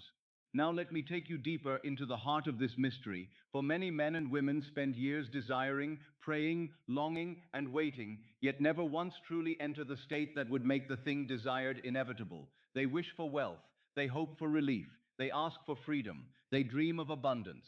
Yet all the while, they keep the desired thing outside themselves as something separate, distant, and not yet their own. And because they keep it outside, life continues to mirror that separation. You must understand the difference between wishing and assuming. It is not a small difference. It is the difference between standing outside the door and entering the room. Wishing admires the thing from afar. Wishing says, how lovely it would be if this were mine. Wishing turns the desire into an object observed at a distance. It may be tender, it may be sincere, it may even be emotional, but it still leaves the thing outside the one who desires it. It does not yet claim it, it does not yet wear it, it does not yet live from it, and hoping does something similar, though in a slightly different way. Hope places the fulfillment in tomorrow. Hope says, perhaps it will come, perhaps soon, perhaps if I am fortunate, perhaps if conditions change. Hope seems gentle, even noble, but it quietly confesses that the desired state is not possessed now. Hope is always leaning forward. It is always looking ahead. It is always waiting for time to grant what consciousness itself must first accept.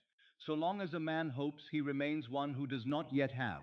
Hope keeps the gift in the future, and whatever is kept in the future remains there. Asking to has its hidden danger when it springs from the wrong state. I do not mean there is no place for prayer, for I have lived by prayer, but the prayer of which I speak is not begging, it is not pleading with a distant power as though you were separate from the source of life.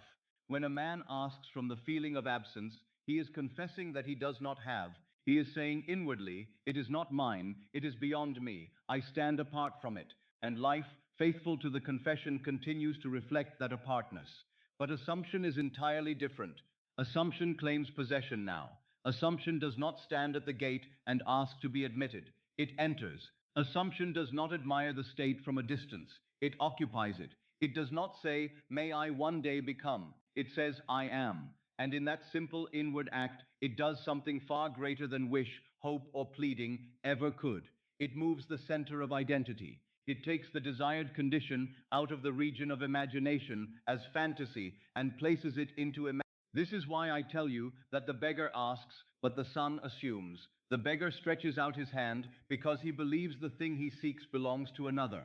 He hopes for kindness. He waits for permission. He looks outward to see whether life will grant him favor. But the son does not stand outside his father's house asking whether he may enter. He belongs there. He assumes his place because it is already his by right of identity. This is the difference in consciousness. The beggar may speak of abundance, but inwardly he remains outside it.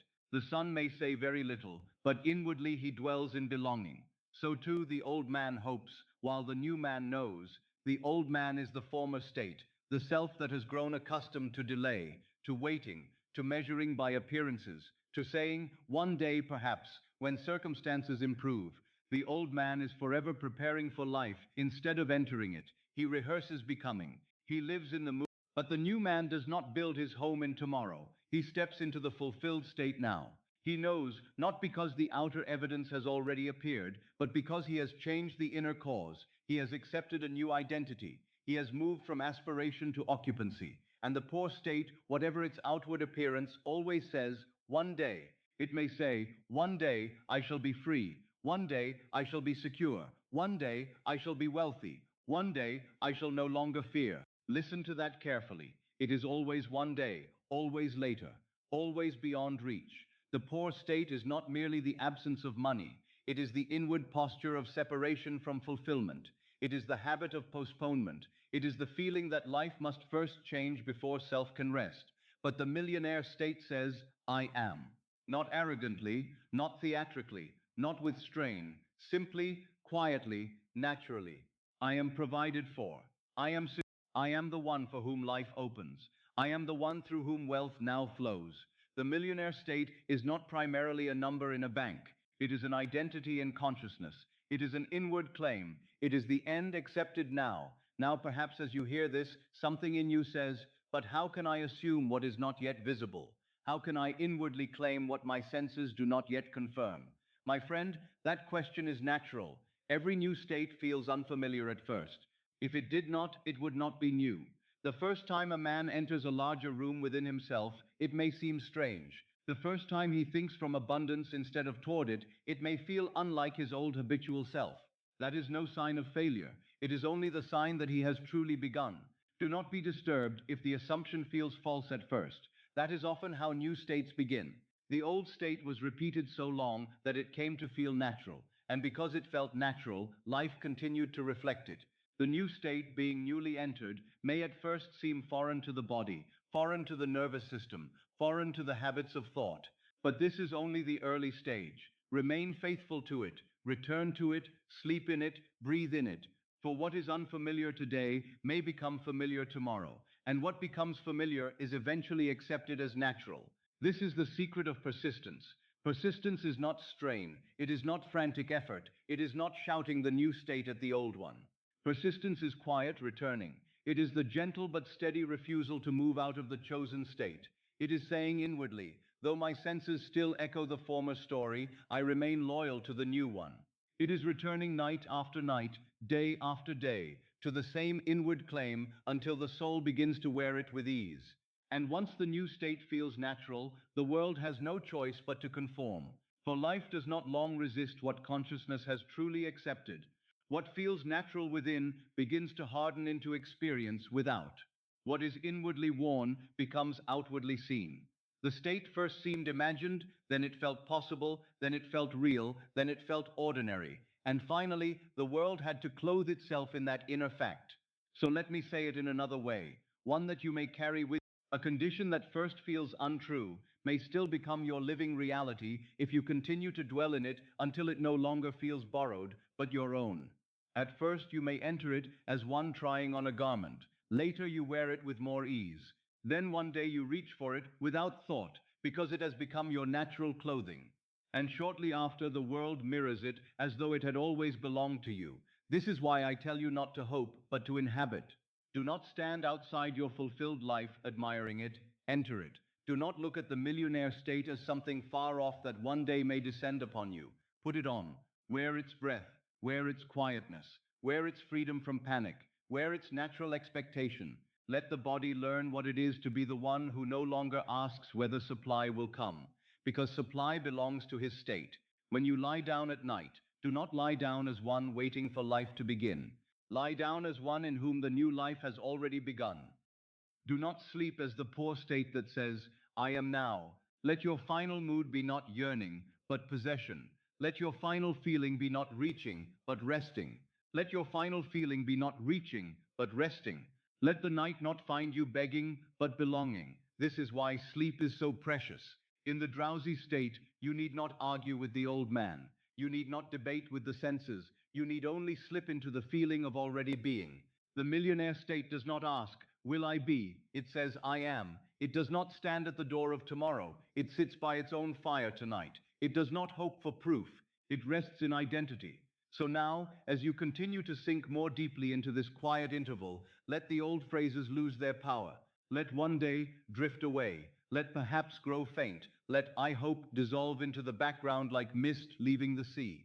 And in their place, allow the deeper statement to rise, not loudly, not forcefully, but with the simplicity of truth remembered. I am already entering it. I am already wearing it. I am already the one through whom wealth becomes natural. For the law does not wait upon your outer evidence. It waits only upon your inward acceptance. And the moment you accept the state, truly accept it, however softly, however quietly, however newly, that moment the world begins its rearrangement. Then you are no longer merely desiring the end. You are living from it, and living from it is the beginning of its embodiment. So do not hope, my friend, inhabit. Do not wish, wear. Do not ask as one outside. Assume as one within. Let the beggar rest. Let the sun rise. Let the old man fade. Let the new man know. Let the poor state whisper its last one day, and let the millionaire state answer with the only phrase that creates I am. Now let me show you another subtle error, one so common that most never notice it, and yet it keeps the door of fulfillment gently but firmly closed. It is the trap of I will be. At first glance, it sounds hopeful. It sounds harmless. It sounds even noble. A man says, I will be rich. A woman says, one day I will have enough. Another says, soon I will be free. Someone else whispers, I hope money comes. Another confesses, I am trying to become wealthy. And all of these seem at first like movement in the right direction. Yet beneath them is a hidden separation, a silent postponement, a confession that the thing desired is still not possessed. You must understand that the subconscious does not create from tomorrow. It creates from now. It does not take its orders from what you promise for some later hour. It takes its impression from what you feel yourself to be in this moment. The deeper mind does not live in the future. It does not plant in the field of some day. It responds only to the present sense of being. It listens for identity now, not eventually. So when you say, I will be, you may think you are moving toward the thing desired. But the subconscious hears the truth beneath the words. It hears, I am not that now. And that is the danger. Not because you are doing something wicked, not because you have failed, not because life is against you, but because the law is exact. It does not answer the ornament of speech. It answers the state revealed within the speech.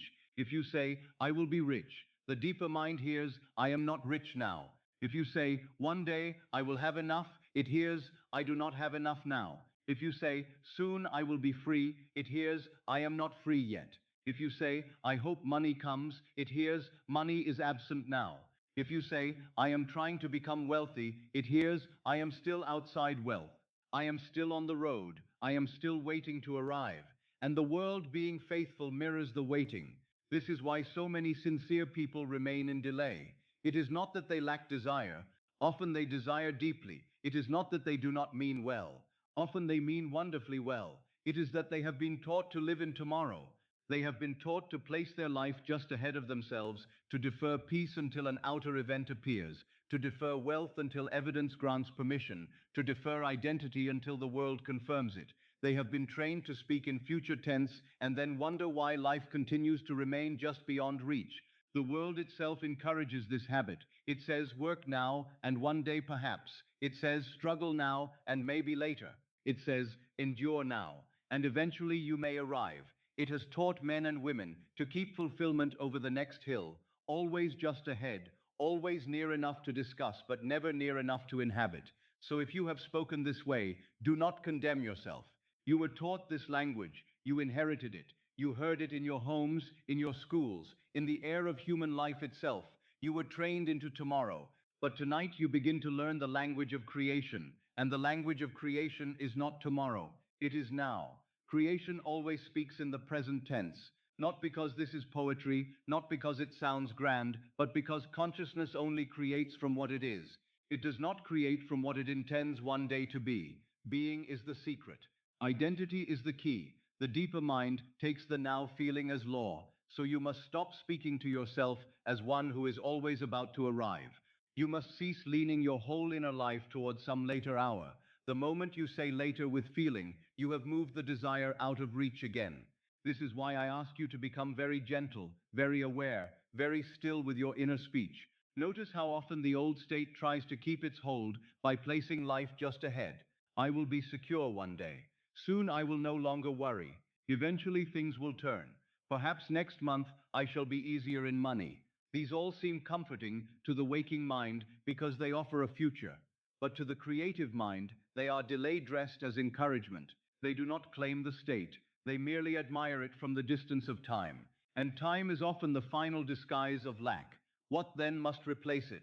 Not strained declarations, not loud boasts spoken against your own feeling, not desperate affirmations shouted into the night. No, something much quieter, much truer, much more inward. You replace the future tense with present identity. You say, I am wealthy now. You say, I am provided for now. You say, I am already the one who has. You say, I am a millionaire in consciousness now. You say, it is done now.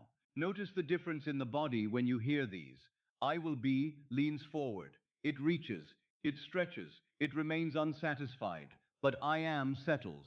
It descends. It claims. It rests. One day I will have enough. Keeps the chest slightly tight, the jaw slightly waiting, the mind slightly searching. But I am provided for now begins at once to soften the system. It tells the deeper being, you may stop reaching. We are entering possession. Soon I will be free. Still keeps freedom in exile. But I am free now, opens the inner gate, and allows the body to taste the air of liberty before the world has yet caught up. You see, the subconscious does not require the outer fact first. It requires the inward acceptance first. That is the whole mystery. Men wait for the outer condition and then attempt to feel fulfilled. But the law reverses it. Feel fulfilled first. Accept it first. Name yourself from it first. And the outer condition, which is only shadow, must eventually arrange itself around the substance. This is why I tell you that I am trying is also a hidden trap. There is much strain in those words. I am trying to become wealthy. I am trying to feel abundant. I am trying to be free. Try, try, try. But trying is not being. Trying still holds the state at arm's length. Trying often contains a silent confession that the thing is not natural yet, not real yet, not possessed yet. Trying may have effort, but it has not yet entered rest, and creation does not spring from strain nearly so much as it springs from accepted being.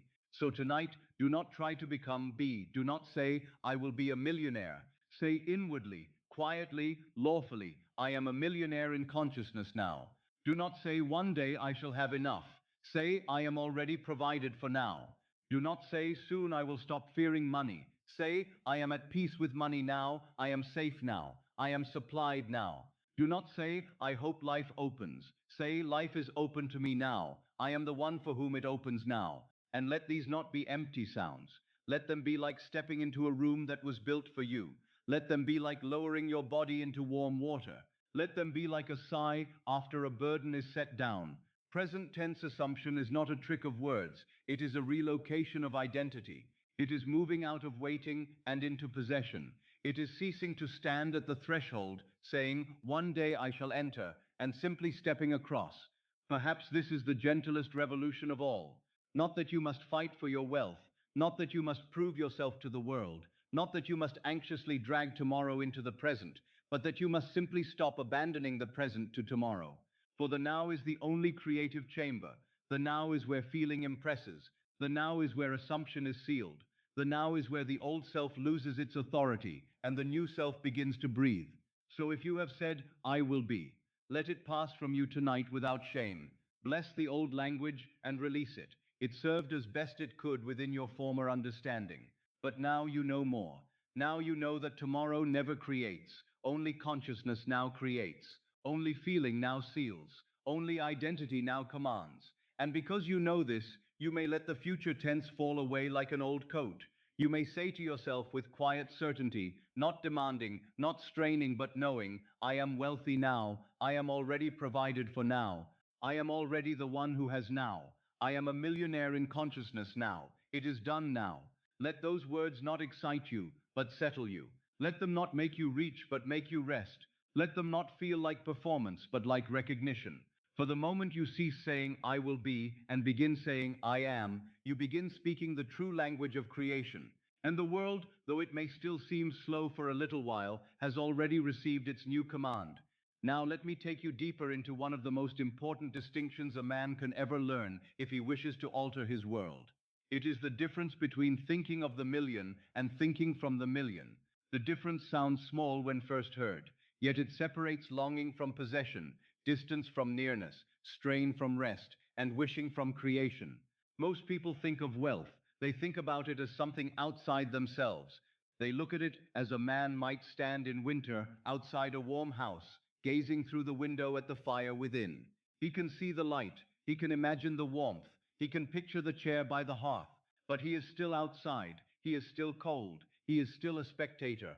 And because he remains outside, all his thoughts carry a secret ache. His thoughts are full of distance, full of not yet, full of watching, full of wanting.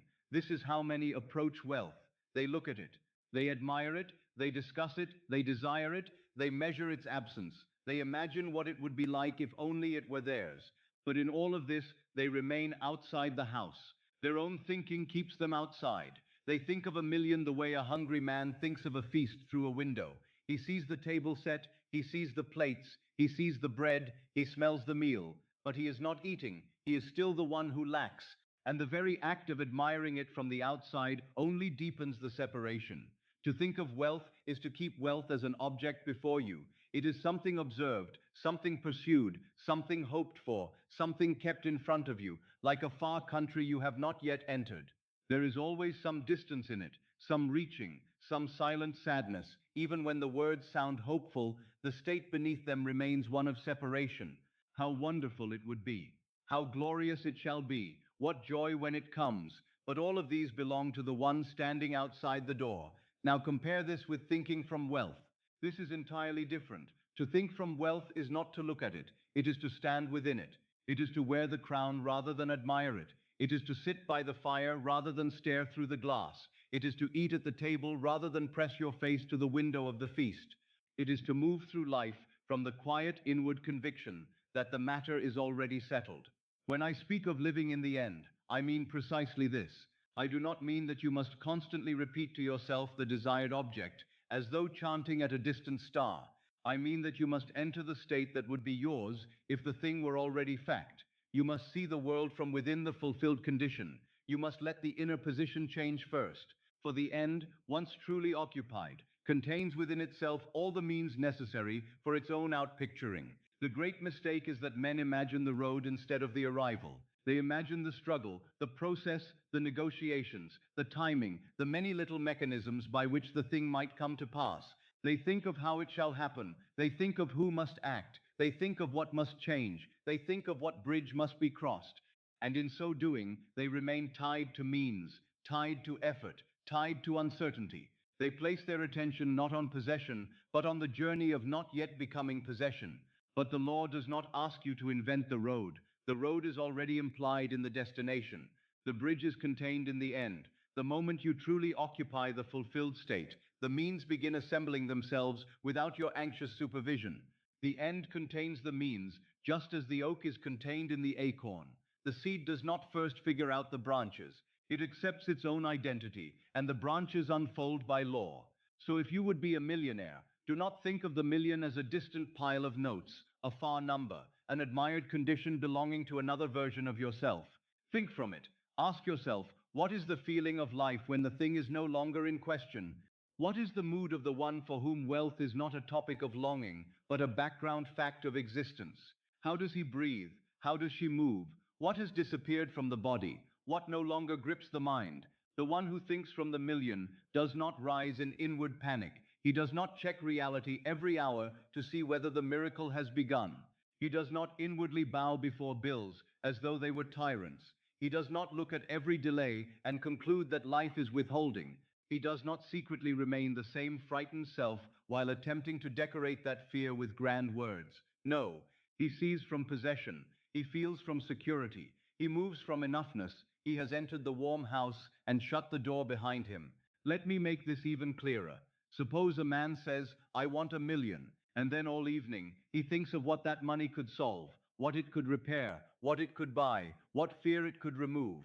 He may believe he is imagining wealth, but he is not. He is imagining lack, looking at wealth.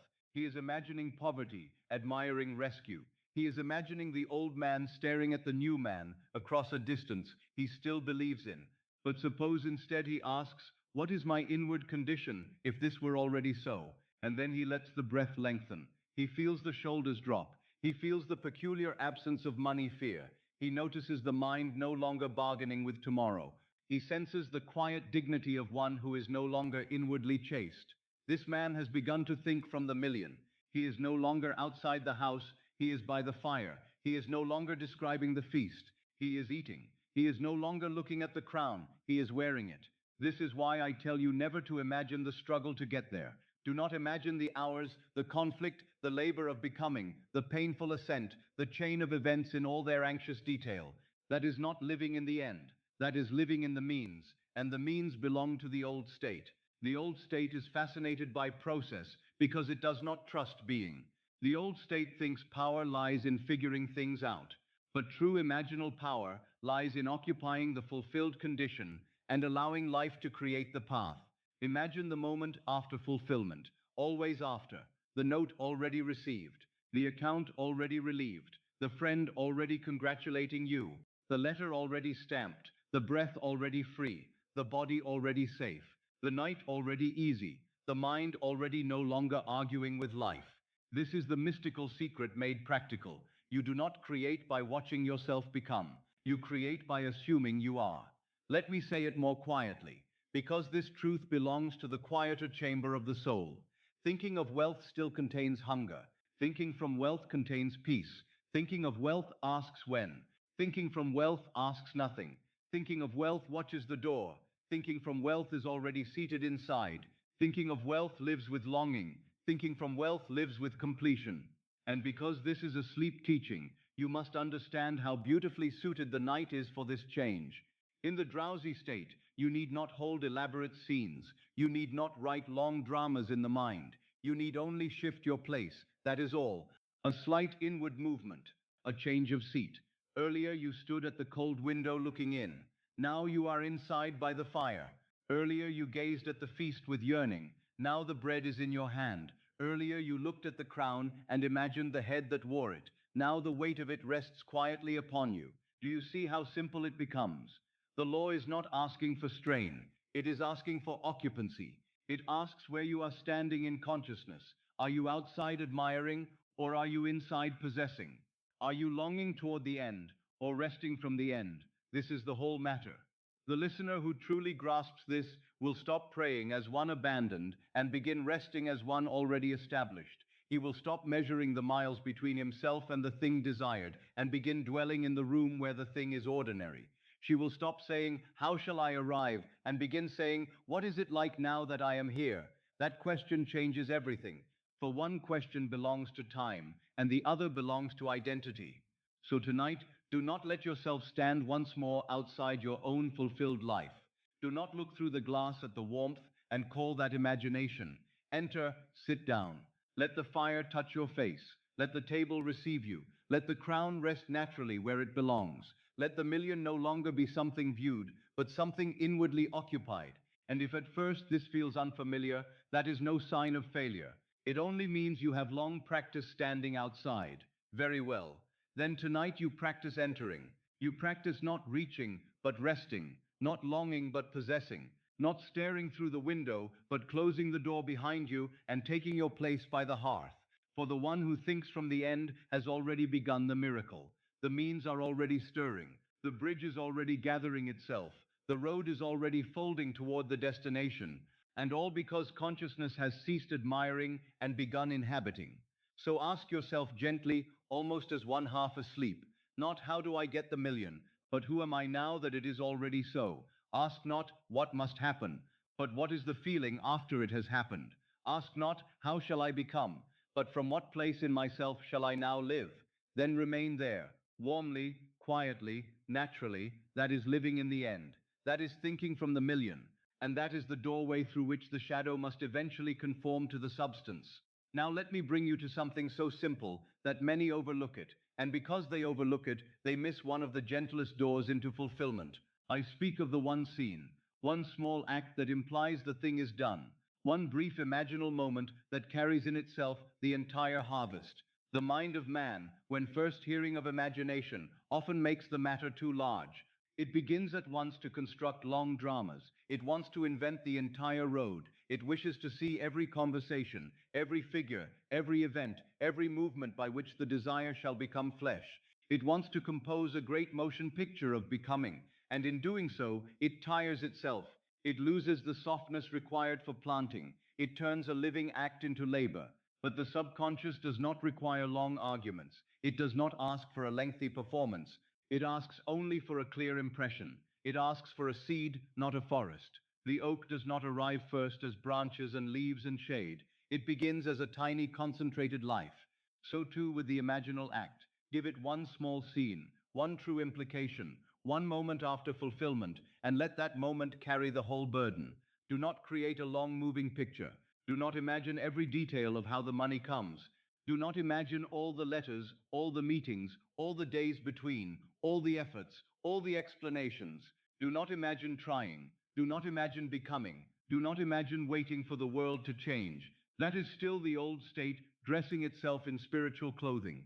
That is still the mind trying to supervise the bridge. Instead, choose one short scene after the matter is finished, after it is done, after the prayer has already answered itself in form, after the burden has lifted, after the wealth has become fact. Let the scene be so small that it can be held easily in the drowsy mind. Let it be so natural that the body does not resist it. Let it imply the whole without describing the whole. You see, a tiny act may contain an empire. A single gesture may imply an entire world. A wedding ring on the finger implies a union. A key in the hand implies a home. A stamped bill implies relief. A congratulation implies success. A statement in the hand implies abundance. The imaginal act need not say everything. It need only imply enough. Perhaps you hold a financial statement showing abundance, not as a spectator looking at another man's page, but as yourself holding the paper. Feel its slight weight in your hand. Feel the texture of it between the fingers. See the line of figures through your own eyes, not with excitement, but with that deep exhale that says, yes, it is as I knew it would be. Perhaps you hear the voice of one you love saying, we are secure now. Notice what power lies in that one sentence. Not a speech, not a sermon, not an explanation, only a simple utterance after the storm has passed. Hear the tone, hear the warmth in it, hear the finality. And as you hear it, feel what the body would feel if those words were true now. Perhaps you see a bill marked paid in full. You need not see 100 bills. One is enough. One paper, one stamp, one. The eye falls upon it. The chest loosens. The nervous system says thank you before the lips do. In that small act, a whole inward world shifts from pressure to peace. Perhaps you sign a document from a place of wealth, not from strain, not from desperation, not from hoping this might rescue you, but from the calm of one to whom such signatures belong. Feel the pen in your hand. Feel it glide. Hear the faint sound of the nib or point moving over the paper. Feel the ease in the wrist. In that one small signing, the state of possession is implied. Perhaps you hold keys that imply ownership. The keys are cool in your palm. They have weight. They answer to your touch. You close your hand around them, and instantly there arises the feeling of belonging, of arrival, of security already entered. You need not imagine the whole estate. The keys are enough. The keys contain the house. Perhaps someone offers you warm congratulations, not loud applause, not some wild public spectacle, but that intimate human moment when another says what the world now confirms. I am so happy for you. It all worked out. You did it. Let the phrase be short, natural, human. Let it reach you like something already familiar.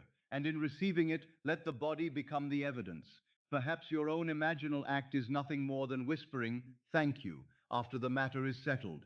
This may seem too small to the reasoning mind, but I tell you it is enough if it carries the mood of completion. A true thank you does not beg. It does not plead. It does not hope. It arises only after receiving. So if you whisper thank you from the state of fulfillment, you have already entered the end. You must understand that the scene is not chosen for excitement. It is chosen for implication. The best imaginal act is often the simplest, the shortest, the most natural. It should be brief enough to repeat without fatigue, gentle enough to feel real, and intimate enough to move the body into agreement. You are not trying to entertain the waking mind. You are impressing the deeper one. And now let me tell you something of utmost importance. The scene must be from the first person, always from the first person. See through your own eyes, hear with your own ears, feel with your own hands. You are not at the theater. You are not watching yourself from a distance. You are not a spectator viewing a play about your life. You are the one within the act. This is where many go astray. They watch themselves as though watching a moving picture. They see themselves standing somewhere, receiving something, doing something, but always from the outside. This weakens the impression, for it keeps the act at a distance. It places the self once again outside the house looking in. But the law asks you to enter, not observe. So if your scene is a financial statement, do not see yourself across the room holding it. Feel it in your own hands. Let your own eyes move over the figures. Let your own breath respond. If your scene is a voice saying, "We are secure now," do not watch two people speaking in some imagined chamber. Hear the voice addressed to you directly, or hear yourself answering. If your scene is keys, do not see yourself in a doorway from a distance. Feel the metal, feel the fingers close, feel the implied ownership. See through your own eyes. This is the secret of entering. Hear through your own ears. This is the secret of nearness. Feel with your own hands. This is the secret of embodiment. The subconscious responds most deeply when the imaginal act is not merely viewed, but lived. And you need not strain to make the scene vivid in every particular. Do not become anxious over perfect visual clarity. Feeling is greater than photography. If you cannot see every line sharply, it matters little, provided the act is lived inwardly as your own. Some hear more clearly than they see. Some feel more clearly than they hear. Some simply know it is enough.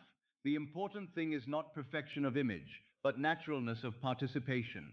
The one scene should become like a small room you enter each night.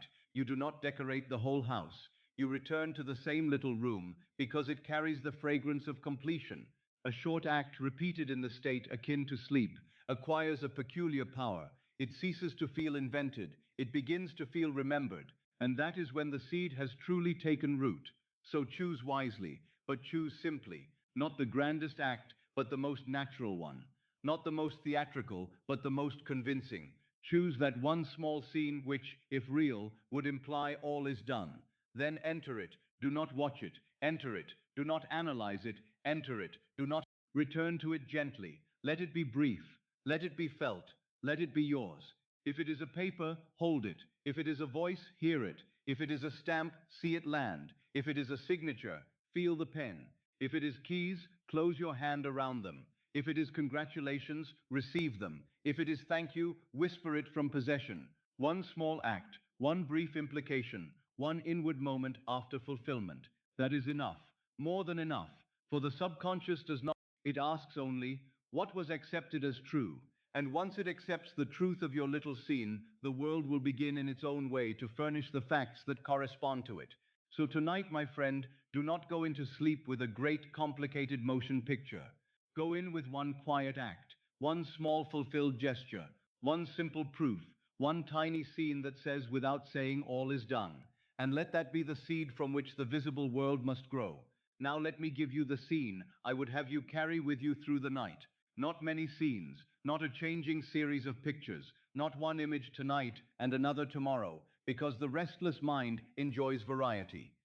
I would give you one quiet scene, one faithful scene, one inward act so calm and so simple that the deeper mind may receive it without resistance and keep receiving it night after night until it feels like memory. I want you to imagine yourself either lying quietly or seated in stillness. There is no hurry in this scene. There is no effort. There is no urgency. The body is already at rest. The day has already fallen behind you. The room is touched by a soft light. Not bright, not sharp, only enough to make things gently visible. Perhaps it is lamplight. Perhaps it is the soft remains of evening. It does not matter. What matters is the mood. The light does not disturb you, it blesses the scene with quietness. You are not in a public place. You are not before a crowd. You are not explaining yourself to anyone. You are alone, or nearly alone, in the way a soul is alone when it has at last ceased arguing with life. The body is calm, the shoulders are not lifted, the jaw is not tight, the hands are easy, the chest rises and falls without strain. The breath belongs to one who is safe. Now, in this calmness, there is in your hand a simple paper, not something theatrical, not something sensational, only a document, a statement, a letter, a confirmation, a record, a paper of settlement, something official enough to satisfy the senses, yet quiet enough not to excite them into restlessness. It is there in your hands, as naturally as though it had always belonged there. Feel first the paper itself. This is important. Feel its texture. It is not an abstraction. It is real to the touch. Perhaps it is slightly thick. Perhaps it has the faint firmness of quality paper. Perhaps it yields only a little beneath the fingers. You feel the edge of it against the thumb. You feel its slight weight resting in the hand. There may be more than one page, but there need not be. One is enough. One page can carry an entire world. You do not seize it. You do not grip it in disbelief. You hold it gently, as one holds a truth that no longer needs defending. The fingers rest against it with ease. The hand does not tremble. That is part of the scene. The millionaire state is not shock. It is not wild stimulation. It is quiet recognition. It is the stillness of a man who has entered possession so inwardly that when the outer proof arrives, it does not astonish him. It confirms him. Let your eyes move over the paper through your own eyes. Do not see yourself from a distance. Be there, see as yourself. The words need not all be read in detail. The deeper mind does not require a great quantity of information. It requires implication. So you need only know what the paper means. It confirms wealth. It confirms abundance. It confirms that all is secure. It confirms that you are not struggling toward provision, but standing within it already. Perhaps it is a statement showing fullness where once there seemed lack. Perhaps it is a confirmation that all financial matters are settled. Perhaps it is a document that plainly establishes your security. Perhaps it is a written acknowledgement of holdings, assets, settlement, or possession. The exact outer form may vary, but the inward meaning must not vary. The paper says in its own silent way, it is done. You are secure. You are wealthy. You are already the one. As you behold it, notice what does not happen. You do not gasp. You do not leap. You do not feel the wild frenzy of chance or the noisy thrill of gambling. There is none of that in this scene, for that is not the millionaire consciousness. The millionaire state is not the delirium of one who thinks wealth may vanish as suddenly as it came. The millionaire state is composed, it is settled, it is stable. It has in it the tone of continuation. So as you hold the paper, let there come over you a feeling that is much deeper than excitement. Let it be the feeling of course. Of course this is so. Of course life now reflects what I have inwardly accepted. Of course the outer world has caught up. Of course I am provided for. Of course I am secure. Of course I am the one to whom this belongs.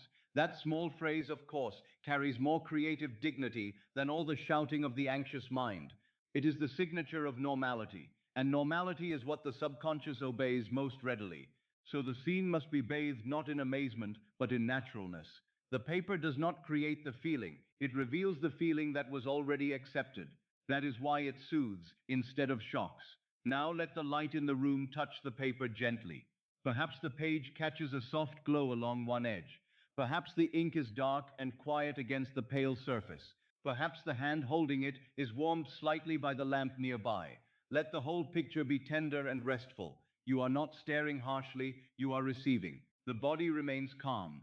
This too must be part of the imaginal act. Let the shoulders stay low. Let the face remain soft. Let the eyes move slowly. Let the breath continue in its unhurried rhythm. Let the belly be loose. Let the chest feel open, as though something long held has at last been released. Wealth, rightly entered, does not produce tension. It dissolves it, not because money is God, but because the state of fulfilled security removes the inner bracing that once seemed necessary. This is the millionaire identity as it is fit for sleep. Not a man running through the streets declaring triumph. Not a woman overwhelmed by noise and spectacle, but one who sits or lies quietly with the evidence of provision in hand and feels only the deep inward settling of things at last set right. This is abundance made gentle enough for the subconscious to love. And now, into this stillness, let there come a warm voice, not loud, not dramatic, only near, only reassuring. It may be the voice of one who loves you. It may be the voice of someone trusted. It may be my voice if you wish it so. But let it be warm and quiet and absolutely free of strain. Let it say something simple, something final, something that requires no further argument.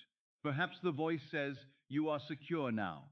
Perhaps it says, "Everything is settled." Perhaps it says, "You are fully provided for." Perhaps it says, "All is well, it is done." The exact words matter less than their tone. Let them fall into you like warm oil upon troubled water. Let them smooth everything. When you hear the voice, do not answer with questions. Do not ask how. Do not ask when. Do not ask if this can last. Those belong to the old man. The old man doubts because he still lives from uncertainty. But the one entering this scene is no longer the old man. He is the fulfilled man. She is the fulfilled woman. So the voice is received not with doubt, but with recognition. Feel how the nervous system responds to that voice. The chest softens more deeply. The throat clears inwardly. The hands become even quieter. The page rests more easily in the fingers. The whole being says yes without needing to say the word aloud.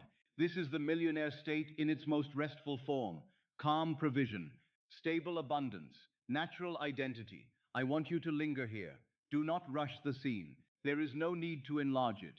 Do not begin imagining what you shall buy, what others will say, how the world will admire you, or how events arrange themselves. All that belongs to the surface mind, and all of it will disturb the stillness if permitted to multiply. Stay with the paper, stay with the light, stay with the calm body, stay with the reassuring voice, stay with the feeling of course.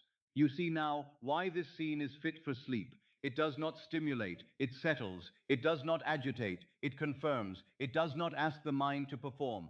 It invites the deeper self to recognize what it has already accepted as true. This is why it may be returned to again and again. This is why the subconscious can receive it without weariness. There is no violence in it, no strain, no demand, only the quiet dignity of fulfilled possession. And now let the scene draw even closer. Let the paper rest a little lower, as though the eyes have already seen enough. Let the meaning remain even if the details soften. Let the light grow gentler. Let the body sink further into support. Let the reassuring words echo once more, not from outside only, but from within, as though your own deeper being were now speaking to you. You are secure. You are provided for. You are wealthy in consciousness, and therefore wealthy in expression. You are no longer approaching abundance as a visitor. You are resting in it as your own atmosphere. The paper in the hand is only the outer witness to what the inner man has already become. If you wish, let the thumb move lightly across the edge of the page once more. Feel it. That little tactile fact can anchor the whole imaginal act. Feel the texture, the firmness, the slight warmth or coolness of it. Such small physical details make the scene restful and real. They keep it from becoming a dream of abstraction. The millionaire state is not vague, it is embodied. It has weight, tone, breath, touch. And now, as all grows quieter, let there arise within you the final whisper, not spoken as a spell, not muttered in fear, not repeated like a beggar hoping to persuade some distant power. Let it rise as a fulfilled truth, as the natural inward response of one who has already received. It is done. Thank you. Say it inwardly, as softly as a final exhale. It is done. Thank you. Again, not because repetition itself is power, but because the phrase seals the mood. It is done. Thank you. Notice what those words do when truly felt. It is done ends the reaching. Thank you ends the argument. Together they close the door on becoming and rest in being. Together they are the seal upon the imaginal act. So this is the scene I would give your subconscious again and again. A simple paper in the hand, soft light, a calm body, no shock, no frantic delight, only quiet recognition, a warm, reassuring voice, and at the end the inward whisper, it is done, thank you. Let this become familiar. Let it become your little chamber of fulfilled wealth. Let the mind return to it each night as naturally as the bird returns to its nest. For if you persist in this gentle acceptance, the subconscious will take it as normal, and what becomes normal within must in due season become visible without. This is not noisy wealth. This is not reckless wealth. This is settled wealth, calm provision, stable abundance, the natural millionaire identity accepted in the holy interval before sleep. And if you fall asleep with that paper still inwardly in your hand, with that voice still resting upon you, and with that whisper still warm in the chest, then you have planted well, very well. Now let me take you deeper into something so simple that the reasoning mind often overlooks it, and yet it is one of the great mercies of the law. Man has been taught to believe that he must wait for the outer event before he may feel the inner change. He says, when the money comes, I shall feel relief. When I am free, I shall feel peace. When the burden is lifted, then I shall breathe. And so he places the feeling in the future, as though peace were the reward of manifestation rather than one of its secret causes. But I tell you that consciousness does not work in that order. The outer event is not the true cause. The outer event is the shadow cast by an inward condition. The feeling you imagine the fact would bring can itself become the seed of the fact.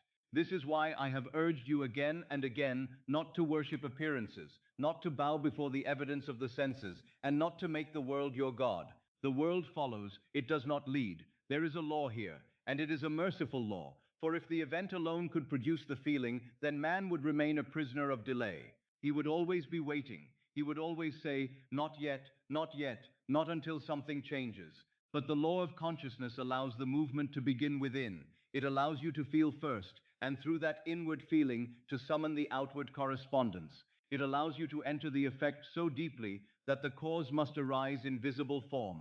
Consider something very simple. Heat may produce motion. Yes, but motion may also produce heat. Rub the hands together and warmth appears. Strike a match with movement, and fire is born. The one may seem to follow the other, yet under certain conditions the order is reversed. Or think of the human voice. A living voice creates vibration in the air. Yet by the proper use of vibration, the voice may be reproduced. The effect may become the cause. In the same way, the relief that money would seem to bring may itself become the inward cause from which money or its equivalent proceeds. This is not fantasy. It is the very structure of imaginal life. If wealth would make you feel secure, then security assumed now may produce the condition called wealth. If being a millionaire would seem to quiet your nerves, relax your breath, and remove that inner shrinking before life, then that quietness, that relaxed breath, that absence of shrinking may be entered now, and when entered now, they become seeds. And seeds, if planted in the subconscious, bear fruit after their own kind. Do you see what this frees you from? It frees you from the tyranny of tomorrow. It frees you from the old bargain in which man says, I will permit myself peace after the world proves itself to me. But the world can only prove the state you most deeply occupy. If you remain in unrest while demanding peace, you are planting unrest. If you remain in fear while asking for supply, you are planting fear. If you remain inwardly poor while speaking words of wealth, the deeper state will still govern. So the law of reversibility says to you, very tenderly, very powerfully, enter now the feeling that the fulfilled fact would bring. Do not misunderstand me. I am not asking you to manufacture wild emotion. I am not asking you to pretend foolishly or to excite yourself into a fever. That would only be another form of strain. I am asking for something quieter and infinitely more powerful. I am asking you to enter the emotional climate that would naturally exist if the thing were already so. Not fireworks, not drama, but relief, safety, calm, gratitude, the softened chest, the unhurried breath, the quiet little sense that all is handled. Suppose a man says, if I had abundance, I would finally rest. Very well then. Let him rest in imagination now. Let him allow the body to receive the suggestion of safety now. Let him feel what it is to be no longer hunted by his own thoughts. Let him cease rehearsing pressure. Let him enter, even for a few moments, the mood of one for whom the matter is settled. That mood, if accepted, becomes causative. It enters the subconscious, and the subconscious, being faithful, begins to objectify the state. Suppose a woman says, if I were financially free, I would feel grateful, I would feel lifted, I would feel the strain melt from my shoulders. Well, then let her feel gratitude now. Let her allow the shoulders to drop now. Let her let the breath deepen now. Let her feel not because she sees outer proof, but because she understands law. For gratitude is not merely a response to the fact. It may become the womb of the fact. Gratitude entered in advance declares inwardly, it is mine. And the world being shadow must eventually move into harmony with that declaration. The great mistake of man is that he keeps waiting for the mirror to smile. He stands before it in anxiety and says, "When the image changes, then I shall believe."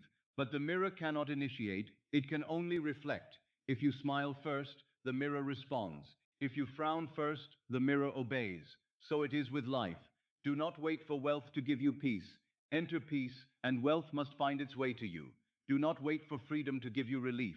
Enter relief, and freedom must take shape around you. Do not wait for security to silence fear. Enter security, and fear will lose the world through which it once spoke. Now, this is why I speak so tenderly of the feeling tone of the fulfilled state, because people often believe that the goal is the object, but the deeper truth is that what they seek in the object is a certain state of self. The object is only a symbol, the state is the substance. A million in the bank means nothing if the man who holds it still feels inwardly threatened. Another may possess far less outwardly, yet because he has entered the state of supply, life moves around him in increasing favor, and that which he needs comes to him with a strange naturalness. The law does not begin with the account, it begins with the assumption. And so tonight, if the thought of wealth brings to your mind the idea of relief, let relief be your doorway. If it brings to your mind the idea of rest, let rest be your doorway. If it brings the idea of room, of ease, of dignity, of no longer shrinking when numbers are mentioned, then enter that now, not in noise, not in force, but as one might step quietly into a house already prepared.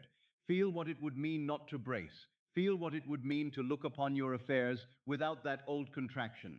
Feel what it would mean to know, in the body and not merely in theory, that life is not hunting you, that tomorrow is not your enemy, that provision is not a rumor, but a state already accepted.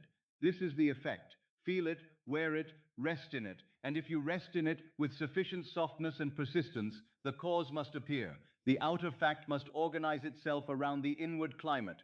There is something beautiful in this because it means you are not condemned to wait upon the moods of circumstance. You may begin now, you may become now, you may feel now, and the very thing you once thought depended upon the outer event may become the inner command that summons the event. That is why I say assumption is creative. That is why I say feeling is the secret. That is why I tell you to sleep in the mood you desire the world to confirm. You need not ask, but how can peace bring money? That question belongs to the surface mind, which sees only fragments and knows only the most immediate chain of appearances. The subconscious mind is deeper and wiser than that. It does not know your little calculations of cause and effect. It knows correspondence. It knows that the feeling accepted as true must find embodiment. It does not care whether the way comes through a forgotten source, an unexpected settlement, a new opening, a changed relationship, a transformed opportunity, an unforeseen gift, or some bridge of incidents, too subtle for the reasoning mind to invent. It knows only that the inward state must externalize. So when I say, feel the effect and the cause must appear, I am not asking you to abandon intelligence. I am asking you to enter a deeper intelligence. I am asking you to trust that the subconscious accepts the felt reality and then fashions the means. You are not called to build the bridge by hand. You are called to occupy the end so gently and so naturally that the bridge becomes inevitable. Take this with you, then, as a law fit for the drowsy hour. If having money would make you feel relief, then relief can be entered now. If being a millionaire would make you feel secure, then security can be assumed now. If financial freedom would awaken gratitude in you, then gratitude can be breathed now. And when you enter these states, not as theater, not as pretense, but as inward habitation, the subconscious receives the message and answers it in form. Do not wait for wealth to give you peace. Enter peace, and wealth must find its way to you. Do not wait for the world to reassure you. Reassure yourself in consciousness, and the world will be compelled to echo what you have accepted. Do not put the effect in the future and call it wisdom. Draw it into the present and call it creation. For the truth is that you are never truly waiting for money. You are waiting for the feeling you imagine money would allow. And since feeling may be assumed, the waiting may end tonight. Not because you have seen the evidence, but because you have entered the cause. Not because the world has yielded, but because you have ceased yielding to the world. Not because chance has favored you, but because law has been understood and inwardly obeyed. So now, as you lie there and let the body grow still, permit yourself this holy reversal. Let the chest know peace before proof. Let the breath know safety before evidence. Let the heart know gratitude before the letter arrives. Let the whole being practice fulfilled cause rather than delayed effect. And if you do, you will discover in your own experience that the world is slower than consciousness, but never stronger than it. Now let me speak to you of something deeper still. For there comes a moment in every true transformation when a man must understand that he cannot carry the old self forever and still expect a new world. He cannot kneel before yesterday and command tomorrow to appear. He cannot go to sleep as the same frightened being, rehearsing the same old misery, repeating the same familiar inward speech, and then wake astonished that the day has the same taste. This is why I say to you with great tenderness tonight, the old man must not go to sleep. I do not say this harshly. I do not say it as condemnation. I say it as mercy. For the old man is not your enemy in the sense that he must be hated. He is only a state that has been worn too long. He is a garment that has become threadbare, heavy, and untrue to your deeper nature. He is the one who believes money is hard. He is the one who says life overlooks him. He is the one who goes to bed whispering that nothing changes, that tomorrow will be another repetition, that the world is closed, that supply belongs to others, that peace must be earned through strain. He is the one who expects lack before the evidence even arrives. He is the one who feels behind before the day has begun. And because he expects these things, he sees them. Because he sleeps in that mood, he wakes in its harvest. Because he carries that old inward atmosphere across the threshold of sleep, the subconscious receives it like a command. Then by morning, the same drama waits for him, dressed in new clothing, but speaking the same lines. The faces may change, the details may shift, but the spirit of the day remains the same, because the spirit of the sleeper remained the same. So tonight, we are not merely speaking of money, we are speaking of identity. We are speaking of the self you permit to descend. We are speaking of the one who crosses that holy borderland between the waking world and the deeper chamber of creation. For whatever self is carried across that threshold is the self that writes the next chapter. If the old man goes to sleep, then the old world continues. If the new man enters sleep, then a new world begins to gather around him. The old man is the one who worries. You know him well. He counts before anything has been given. He tightens before anything has been. He rehearses loss before anything has been lost. He prepares for disappointment before life has spoken. He distrusts the unseen. He demands proof before peace. He says within himself, money is difficult, supply is uncertain. I must strain, I must watch, I must be on guard. He believes that vigilance is wisdom and tension is responsibility, but all the while he is only perpetuating his own prison, because the state he occupies becomes the world. The old man is the one who feels overlooked. He imagines that opportunity passes him by. He imagines that wealth belongs to others, that recognition goes elsewhere, that doors open for someone else. He feels himself outside the warm room, looking in through the window, and because he accepts himself as outside, the world confirms the separation. He sleeps as one not chosen, and so he wakes to evidence that appears to support that identity. But it is not the world that first. It was the inward assumption that clothed him in exclusion.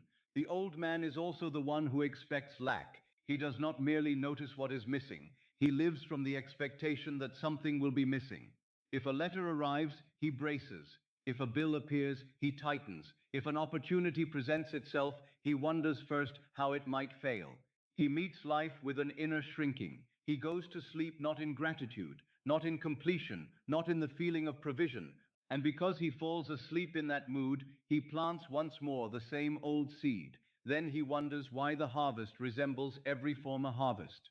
My dear friend, let that old man rest tonight. Let him not cross the threshold. Let him not be the one who enters the gate of the subconscious. Let him not carry his bundles of fear into the holy interval. He has done enough. He has exhausted himself. He has repeated his story so often that even he is weary of hearing. Do not fight him. Simply lay him aside. You would not wear an old torn garment to a royal banquet if a new robe had been prepared for you. You would not insist on carrying broken tools into a temple where all is already finished. You would lay them down. And so tonight, lay down the old garment. Lay down the identity that says, I am behind. I am unlucky. I am still waiting. I am the one who must struggle. These are not your sacred names. They are only worn garments, old garments, garments Consciousness has mistakenly worn until it forgot it could change its clothes. Sleep then becomes not merely rest, but burial, a gentle burial, a holy surrender. The old story need not be dragged into tomorrow. It may be buried tonight without violence, without fear, without ceremony, beyond your own consent. You do not need to argue with the old state. You need only stop animating it. Stop letting it be the one who says the final word before sleep. Let it grow quiet. Let it fade. Let it become what all abandoned states become when no longer sustained, nothing. And as the old garment is laid aside, the new man rises in consciousness. Not tomorrow, not after some outward proof. Now, tonight, in this very chamber of feeling, the new man is already provided for. He is not begging life to choose him. He knows himself chosen. He feels himself already within the atmosphere of supply. He is not asking whether wealth will come. He is resting as one to whom wealth belongs by inner right, because he has accepted the millionaire state in consciousness. This new man is already secure. Feel the difference. He does not clutch. He does not brace. He does not stare at numbers as though they were judges. He is inwardly settled. His breath is calmer. His chest is softer. His mind is less argumentative. He does not deny the world, but neither does he worship appearances. He knows that what he accepts himself to be in consciousness must in time be reflected. So he allows himself to enter sleep as one who is already handled by life. He is already wealthy, not merely because of a figure written on paper, but because he has entered the inward substance from which all figures proceed. He feels there is room in him, room to breathe, room to choose, room to receive. He is not cramped by fear. He is not crowded by panic. He inhabits the state of enoughness, and this enoughness deepens into abundance, because what is inwardly natural must externalize. He is already the one who receives. This is very important, for many men unconsciously define themselves as those who wait, those who are denied, those who watch others receive while they remain outside. But the new man does not stand at the gate asking if he may enter. He knows he is already the one for whom life opens. He is already the one to whom provision comes. He is already the one whose affairs are being arranged by the deeper wisdom of the subconscious. He does not force this. He consents to it. And yes, he is already a millionaire in consciousness. That must be understood spiritually, not with the loudness of the world, but with the quiet conviction of law. He is not a millionaire because he shouts. He is not a millionaire because he hopes with fever. He is a millionaire because he has assumed the state that corresponds to wealth so fully, so gently, so naturally, that consciousness now wears that garment. The outer expression will come in its own appointed manner, but the new identity is assumed now. And because it is assumed now, the future has already begun to bend. So let this be a peaceful death, not a dramatic death, not a fearful one. The old state need not be torn away. It like a child setting aside clothes that no longer fit, like evening putting away the colors of day, like autumn releasing leaves without violence. So tonight, let the old man be buried in silence. Let the old story be folded neatly and placed where finished things belong. Let sleep receive it and dissolve it, and let the new man rise quietly. Let him lie down in your body tonight. Let him close his eyes behind your eyes. Let him breathe through your chest. Let him whisper the last inward words before sleep, not the old words of pressure, not the old decrees of lack, but the new and living words, I am already provided for, I am already chosen, I am already secure, I am already wealthy, I am already the one who receives, I am already a millionaire in consciousness. Do not say these as though trying to persuade the world. Say them as one changing garments in the dark. Say them as one preparing for sleep in the only robe fit for the kingdom within. Say them softly enough that the deeper mind may receive them without resistance. Say them until they feel less like phrases and more like atmosphere, less like effort and more like home. For tonight is not just another night, it is a crossing, a threshold, a laying down, a rising. And when morning comes, whether the outer world has shifted visibly or not, something greater will already the old man will not have crossed the border. The new man will have entered. And because the new man entered, the old life cannot remain forever as it was. So rest now in this gentle knowing. You are not merely manifesting money. You are becoming new. You are not merely asking for abundance. You are burying the one who expected lack and raising the one who naturally receives. Sleep, then, as this new being. Let the old story end without struggle. Let the new self descend into sleep, clothed in provision, clothed in peace, clothed in certainty. And if the body grows heavier now, let it; if the mind grows quieter, let it; if the words themselves begin to blur as sleep comes near, let them blur. For even then the deeper mind hears, even then the seed is planted, even then the burial is taking place, and the new birth has begun. The old man must not go to sleep tonight. The new man already has. Now let me take you to something exceedingly gentle and exceedingly powerful. For no man can fully enter a new state while still inwardly kneeling before the emotional authority of the old one. Many wish to change tomorrow, yet they still give yesterday the right to define them. They say the past is over, yet their body trembles at its memory. They say the event is gone, yet their breathing changes when they recall it. They say it happened long ago, yet its feeling remains alive and active within them. And if its feeling remains active, then in the deeper sense it is not finished. This is why I tell you that the past is not dead if it is still felt. A memory is not merely a picture in the mind, it is a living mood when you consent to feel it again.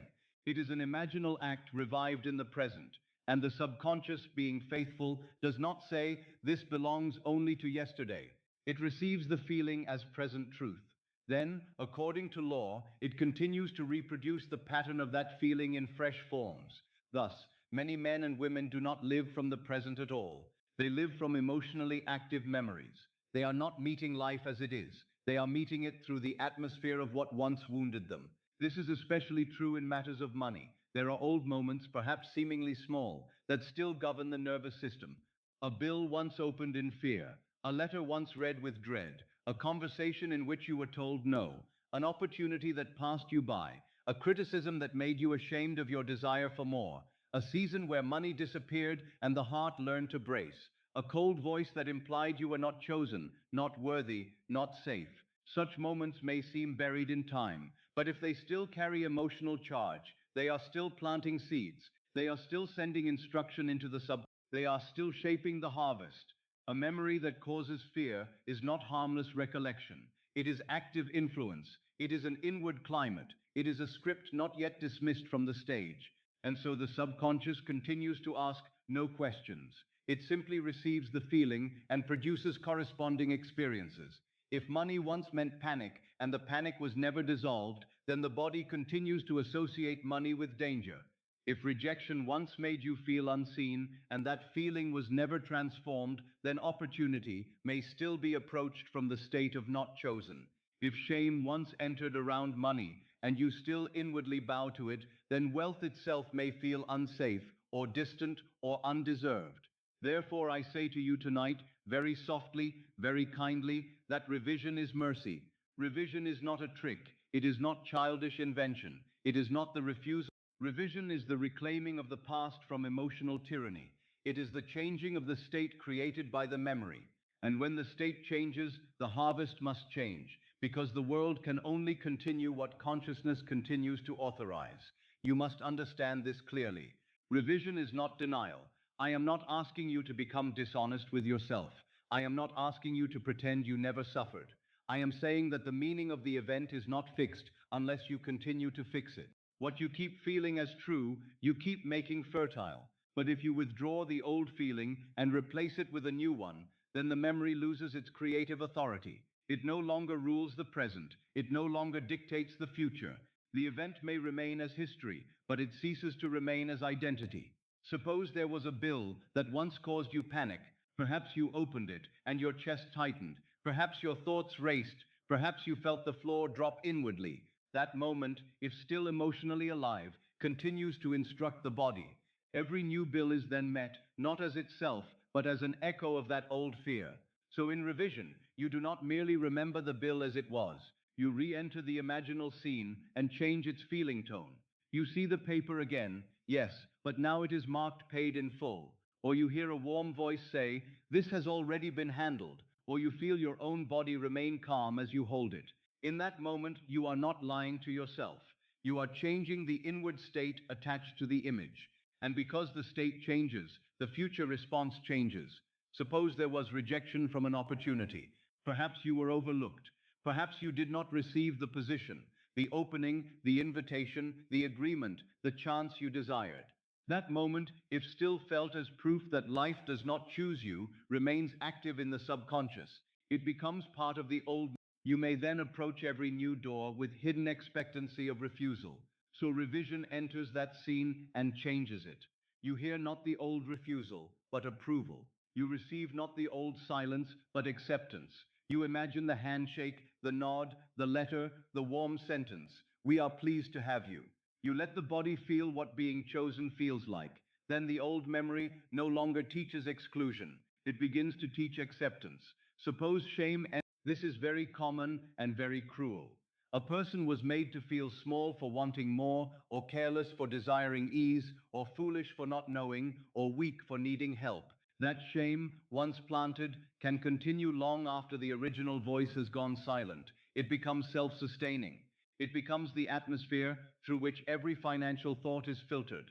A man may then sabotage what he wants because shame whispers that abundance is not for him. A woman may feel unworthy even when opportunity appears because the old wound still says she must remain small. In revision, that shame is not fed, it is dignified. The scene is entered again, but now the tone is different. Where criticism once stood, kindness now appears. Where humiliation was felt, dignity now rises. Where the body once contracted, now it remains composed. Where the old voice diminished you, now a deeper voice. You are not wrong to desire abundance. Suppose you were told no in a way that marked you. Not merely a practical no, but one that entered the heart as a verdict.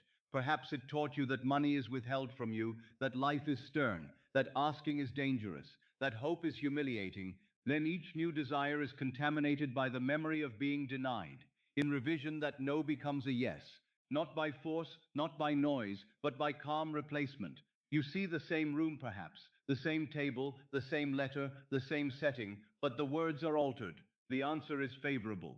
The face is kind. The outcome is open. The body breathes differently. The subconscious learns a new lesson.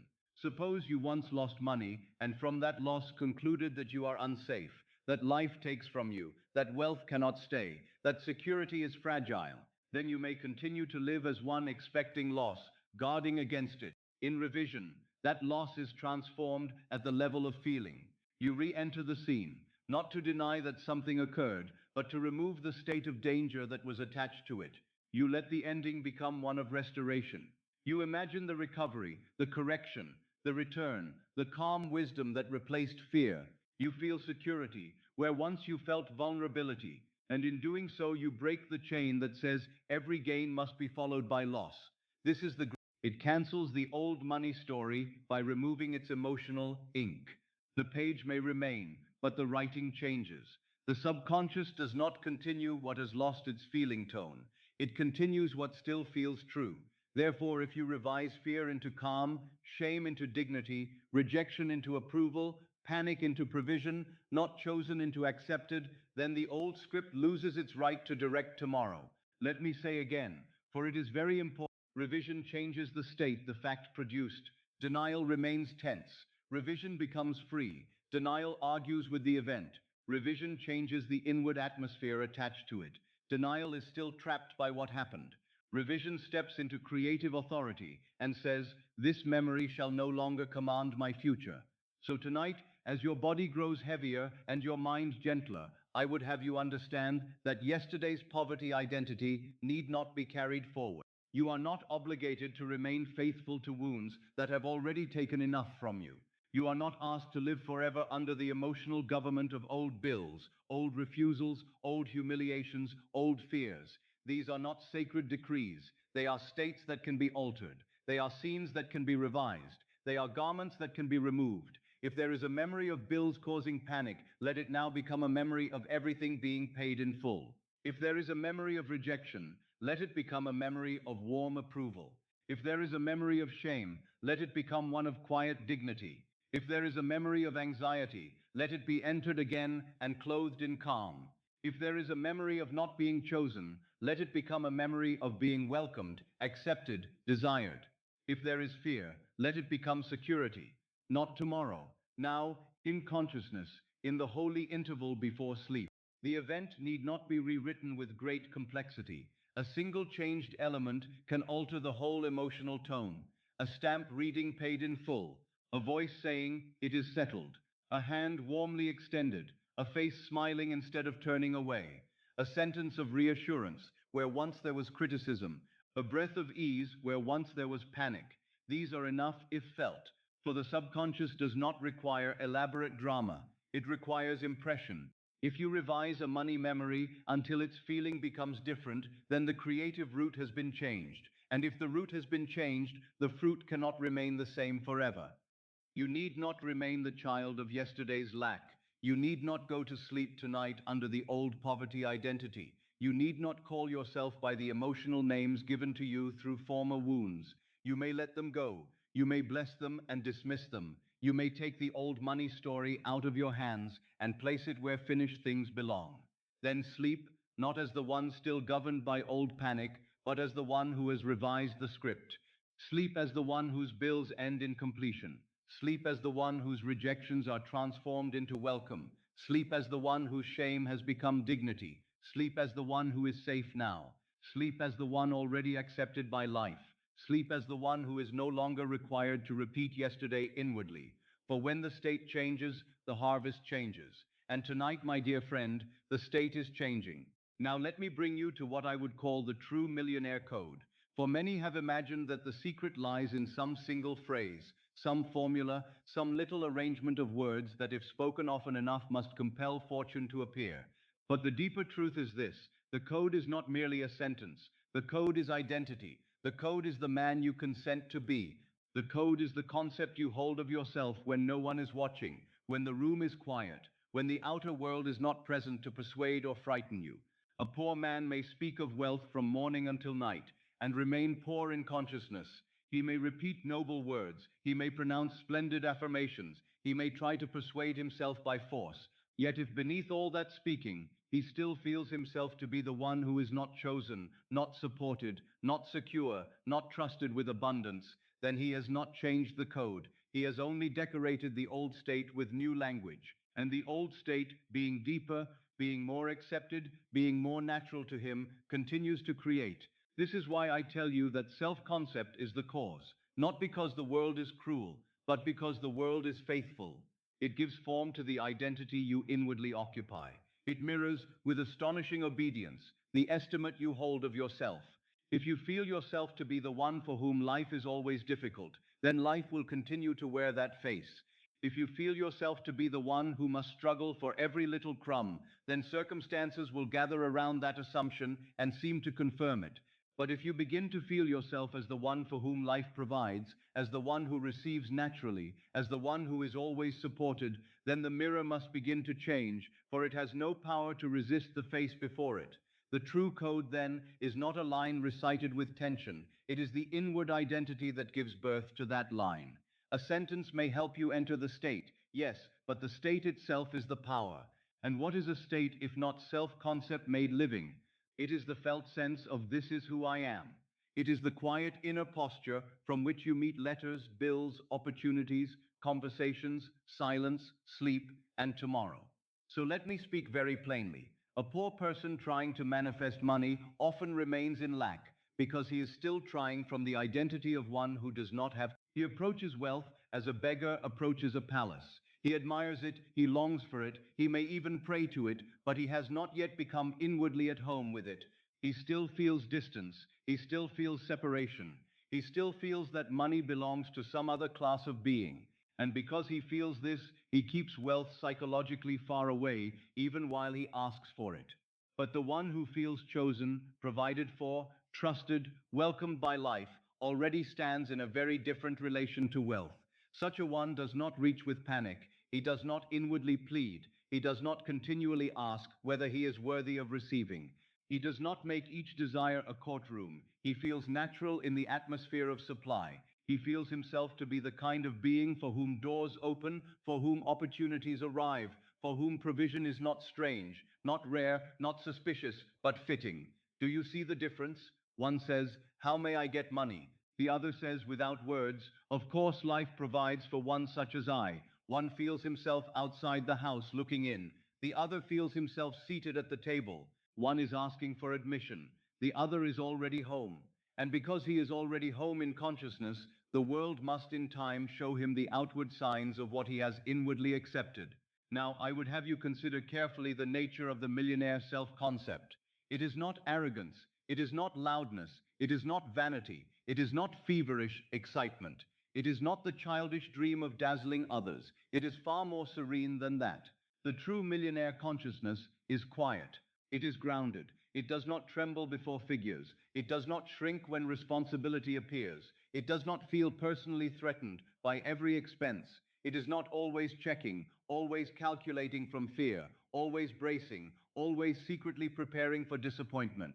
The millionaire self-concept says, in essence, I am the one for whom life provides. Feel the tenderness of that. Not merely I get money, but life provides for me. There is support in that. There is relationship in that. There is trust in that. It says, I am the one who receives naturally, not with strain, not through endless contortion, but naturally. It says, I am the one who is always supported. It says, I am the one who is trusted with abundance. Trusted. That word has weight. For many men unconsciously reject wealth because they do not feel trustworthy in relation to it. They feel that money would vanish, or betray them, or expose them, or burden them. But the new self-concept says, I am trusted with abundance. And the subconscious, hearing that as identity, begins to organize experience accordingly. The millionaire self-concept also says, I am the one for whom doors open. Notice the difference between this and mere hoping. The hopeful man says, perhaps a door will open. The one established in the right self-concept feels, doors open for me. Not every door, not by violence, not through pushing, but the right doors, the true doors, the doors which belong to his state. He does not force them, he finds them open. Or if they are not yet open, he knows they are opening. And his knowing is calm, because it proceeds from identity rather than from wish. And then there is this wonderful inward sentence, I am the one who has more than enough. More than enough. That is a rich phrase. It does not merely cancel poverty, it cancels the whole nervous habit of barely enough. It dissolves the inner atmosphere of shortage. It tells the body there is room. It tells the breath it may deepen. It tells the mind it need not run in circles. It tells the heart it may become generous. And generosity, let me remind you, is not only an outer act, it is an inner spaciousness. It is the absence of desperate clutching. It is the natural expression of a self-concept that feels supplied. Now compare this with technique without self-concept. Technique without self-concept is often temporary. It may produce a passing result here or there, perhaps because a momentary impression was successfully made, but it does not endure because the deeper identity remains unchanged. A man may perform the imaginal act at night and still spend the whole day thinking from the old self. He may speak the words and still inwardly call himself unlucky. He may picture abundance and still secretly feel, this is not really for me. Then the technique becomes strained. It becomes anxious. It becomes something he tries to do correctly rather than something he naturally is. And because it is not rooted in transformed identity, it is easily contradicted by one fearful morning, one alarming letter, one old mood, one glance at appearances. But when self-concept is corrected, everything changes. The practice becomes natural. The imaginal act becomes believable. The words become warm with truth. The state becomes stable. It persists not because you force it every hour, but because it feels like you. And when it feels like you, it becomes automatically creative. This is the great secret. You do not need to keep manufacturing results when your concept of self has been altered. The altered self begins to produce an altered world with the same ease that the old self once produced the old one. A correct self-concept is calm. It does not panic when there is a delay. It does not collapse because one appearance still reflects the past. It remains inwardly loyal to itself. It is stable. It does not swing wildly from ecstasy to despair because it is not based on surface evidence. It is persistent, not because of grim effort, but because it has become natural. And being natural, it is creative without struggle. It creates while you walk. It creates while you speak. It creates while you sign letters, open envelopes, sit quietly, eat your meal, drift into sleep, wake in the morning, and move through the ordinary scenes of life. This is why I tell you that becoming a millionaire is first becoming the person who naturally has. The outer millionaire is but the visible correspondence. The real event takes place in consciousness. First, you become the one who has more than enough. First, you become the one who is not inwardly frightened by wealth. First, you become the one who expects support, welcomes increase, receives without apology, keeps without fear, gives without self-betrayal, and walks through the day as one who belongs in the atmosphere of abundance. Do not misunderstand me. I am not asking you to pretend to be someone false. I am asking you to discover the deeper self-concept that has been buried beneath years of contrary suggestion. The world may have told you that you are the one who struggles. It may have told you that wealth belongs elsewhere. It may have taught you to shrink, to apologize, to fear increase, to associate money with danger or guilt or distance, but these are acquired garments. They are not your essence. They may be removed, and tonight they begin to be removed. So as you lie there now, perhaps drifting, perhaps listening from that tender edge where the mind grows soft, I would have you feel not merely that money is coming, but that you are changed. You are the one for whom life provides. You are the one who receives naturally. You are the one always supported. You are the one trusted with abundance. You are the one for whom doors open. You are the one who has more than enough. Say it not with strain. Feel it as identity. Let it settle over you like a new garment that fits at last. Let the body soften under it. Let the breath become calm within it. Let the heart recognize itself in it. Let the old self-concept, with all its tightness and hurry and apology, fall away from your shoulders. For the true millionaire code is not somewhere outside you, it is who you are willing to be. Now let me speak to you of gratitude. For many have misunderstood it, and misunderstanding it, have turned something tender and holy into another form of strain. They have been told to say thank you as a device, as a little instrument, as though the deeper law could be persuaded by polite sounds while the heart remains unconvinced. And so they whisper gratitude with tight lips and restless nerves, hoping by the repetition of those words to make fortune come. But that is not gratitude. That is anxiety dressed in reverent clothing. True gratitude is never begging. It does not kneel before life as though life were reluctant to bless. It does not flatter the universe. It does not try to persuade, bargain, bribe, or coax. Gratitude is not manipulation. It is not saying thank you while inwardly watching the door to see if the gift will finally appear. It is not the strained smile of one still waiting. It is not the trembling voice of one who secretly feels empty and fears to admit it. Real gratitude is something far more beautiful than that. It rises by itself when the end is inwardly accepted. It comes of its own accord when the state has been entered. It is the natural fragrance released when fulfillment has already been felt within. It is, if I may put it so, the perfume of possession. And perfume does not create the flower. It announces that the flower is already there.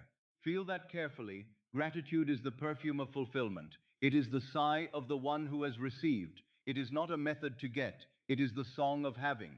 A man does not stand outside an unopened door and thank it in desperation, hoping his words will cause it to swing wide.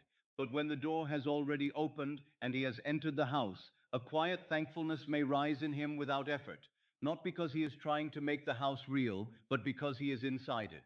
This is the difference. False gratitude is tense. It is watchful. It is anxious. It is used as a tool to make something happen. It says thank you while inwardly meaning, please, let this work. It says thank you while still standing in the state of not yet. It says thank you while the body remains contracted, while the breath remains shallow, while the heart still feels excluded from the very good it names. Such gratitude is not condemned. No, I would not condemn it. It is only misunderstood longing. But it is not the creative depth of true possession, because the deeper feeling beneath it is still lack.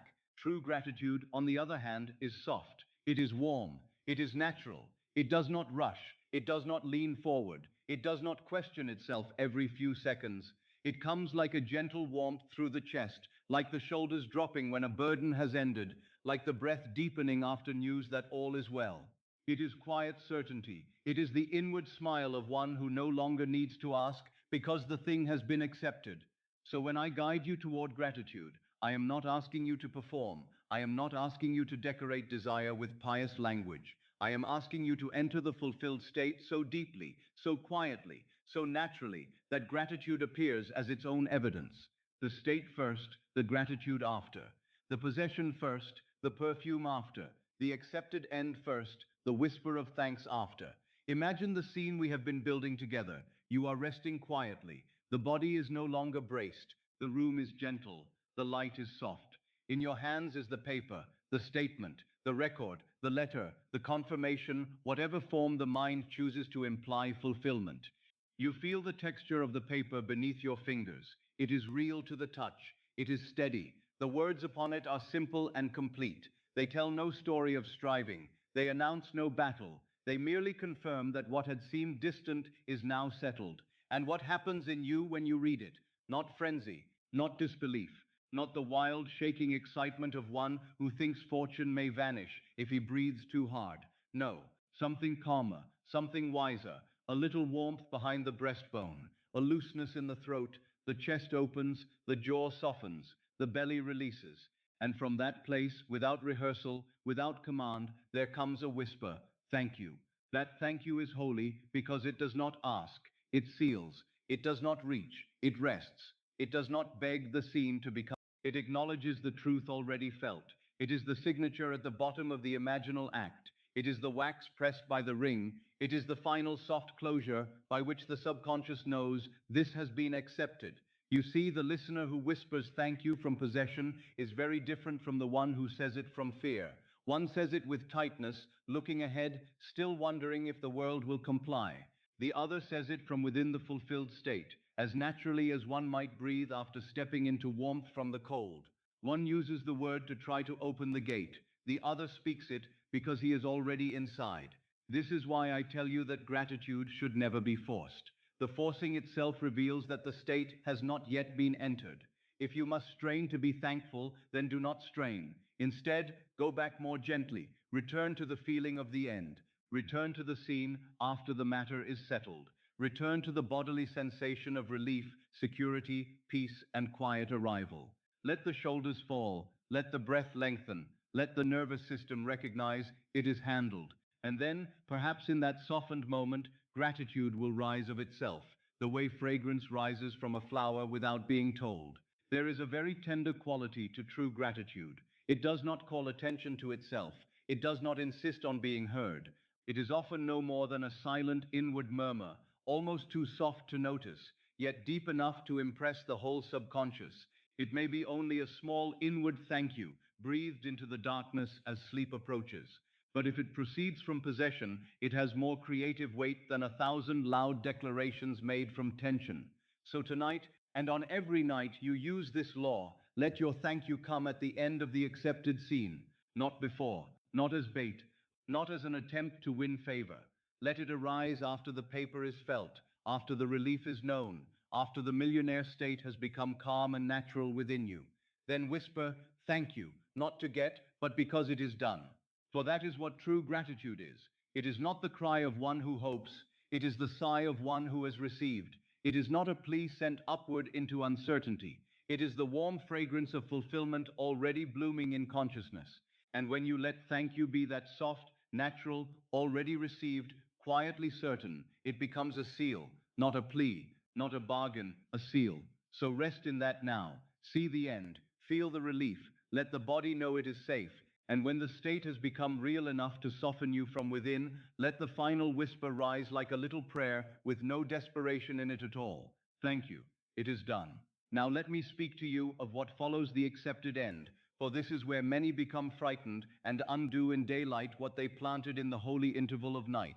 They enter the state, they feel the wish fulfilled, they whisper their inward thank you, and then almost immediately the old mind rises and says, yes, but how? By what road, through which person, by what event, in what manner, at what hour, and because it cannot answer itself, it grows afraid and calls that fear prudence. But I tell you, do not ask how. The moment the end is truly assumed, the bridge begins. It does not wait for your permission. It does not ask your opinion. It does not require the little reasoning mind to draw the map. The end contains its own means. The fulfilled state, once entered, begins to summon toward itself the sequence of events necessary for its own embodiment. People move, thoughts arise, letters are written, conversations occur, opportunities appear.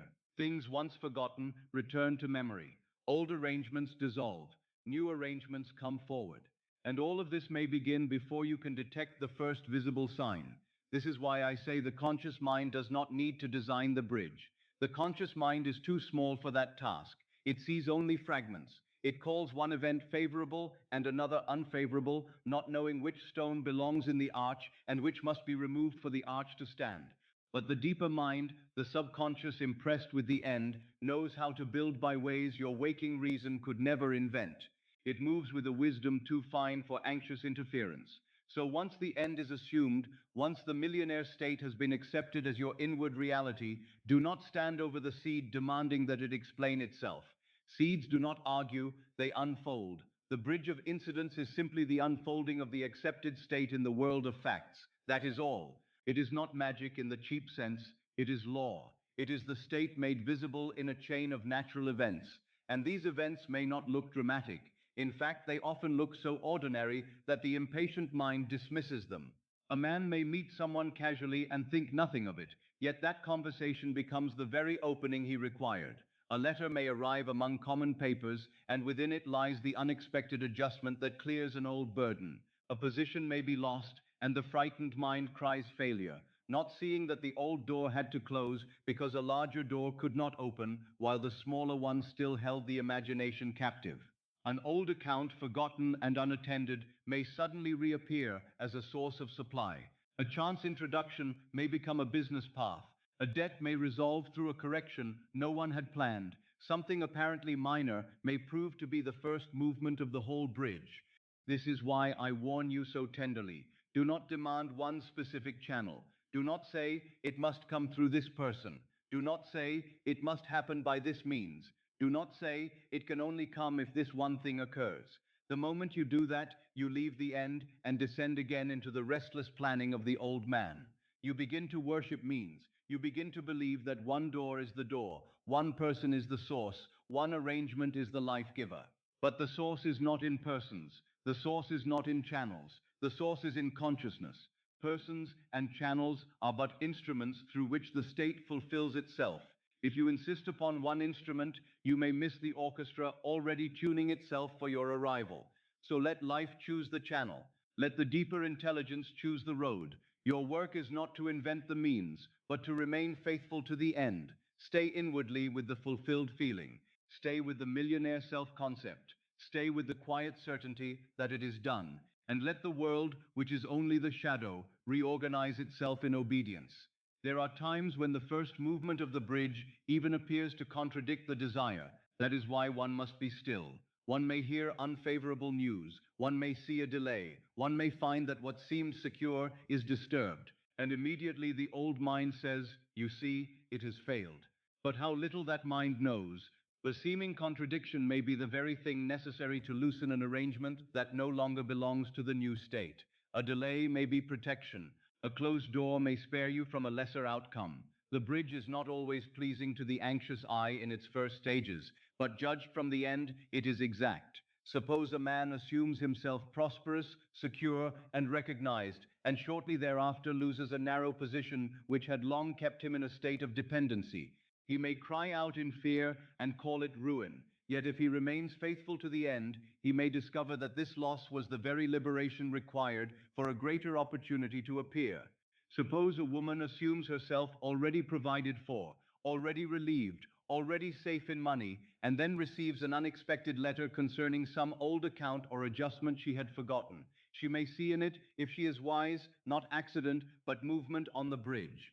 Suppose one revises a long-standing money humiliation and then finds not immediate wealth but a sudden conversation that opens a door to a cleaner, kinder business arrangement. That conversation is not separate from the state, it is part of the bridge the state has built. A man may discover an old debt resolved through an oversight corrected. A forgotten account may return. A new business possibility may come through one introduction that seemed casual. A position once denied may open because someone moves elsewhere. A partnership may emerge because an old road ended. A letter may arrive with words that alter the whole course of one's affairs. These things, appearing ordinary, are the footsteps of the state made flesh. And because they often appear ordinary, the mind is tempted to say, oh, that is merely coincidence. But I say to you, coincidence is often only the name we give to bridges we did not consciously design. The important thing is not to panic if the first movement looks strange. Do not confuse the bridge with failure. Do not call the scaffolding collapse simply because the house is not yet visible. Do not call the turning of the wheel a contradiction simply because you do not yet see where the carriage will stop. The end builds the bridge. The bridge does not need your frightened commentary. It needs your inward loyalty. You must understand that once the seed is planted, life begins to move, not because you force it, but because the accepted state compels expression. And just as a seed beneath the soil sends out roots before the surface shows green, so the assumed end sends roots through circumstances before the outer picture reveals the finished form. The roots are hidden, but they are working. So are the movements of the bridge. This is why, after planting, rest is so important. Rest not only of body, but of mind. Once you have entered the end, do not dig it up with anxious inspection. Do not question every incident. Do not ask each event, are you the one? Are you the one? Are you the one? That is the behavior of the old identity. Still waiting, still doubting, still living in the not yet. The new man does not chase signs. He lives in the certainty that signs must come because the cause has already been set. Let me say that again very softly, for it matters greatly. The cause has already been set. If the cause has been set, then the bridge has already begun, whether seen or unseen. If the bridge has begun, then your task is not anxious supervision, but inward steadiness. If the means are being arranged, then your peace is not foolishness. It is wisdom. The one who insists on knowing every step cannot sleep. But the one who trusts the law may rest even while the unseen carpenters of circumstance lay beam after beam beneath the future. So when you leave the imaginal act and pass into sleep, or when you rise tomorrow and meet the ordinary face of the world, remember this: the bridge is building even now. People may already be moving, events may already be arranging, opportunities may already be ripening, the closing of one thing may already be making room for another, the letter may already be written, the conversation may already be on its way, the forgotten source may already be stirring, the introduction may already be imminent, the business possibility may already be forming in another man's mind, the adjustment may already be in motion, and because all this is lawful, you need not strain. Do not ask how, do not insist upon who, do not fear the strange first step, do not confuse motion with contradiction, do not confuse delay with denial, do not confuse the bridge with failure.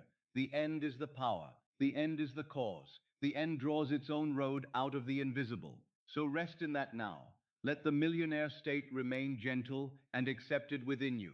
Let the mind stop peering over the edge for proof. Let life lay its bridge in peace. For once the seed is planted, the wisest thing you can do is trust the unseen workmanship of the law. And now, my friend, let everything grow quiet within you. There is no need to reach any farther tonight. There is no need to force the mind to hold what has already been planted. You have entered the state. You have touched the end. You have felt, even if only softly, the atmosphere of being already provided for. And that is enough.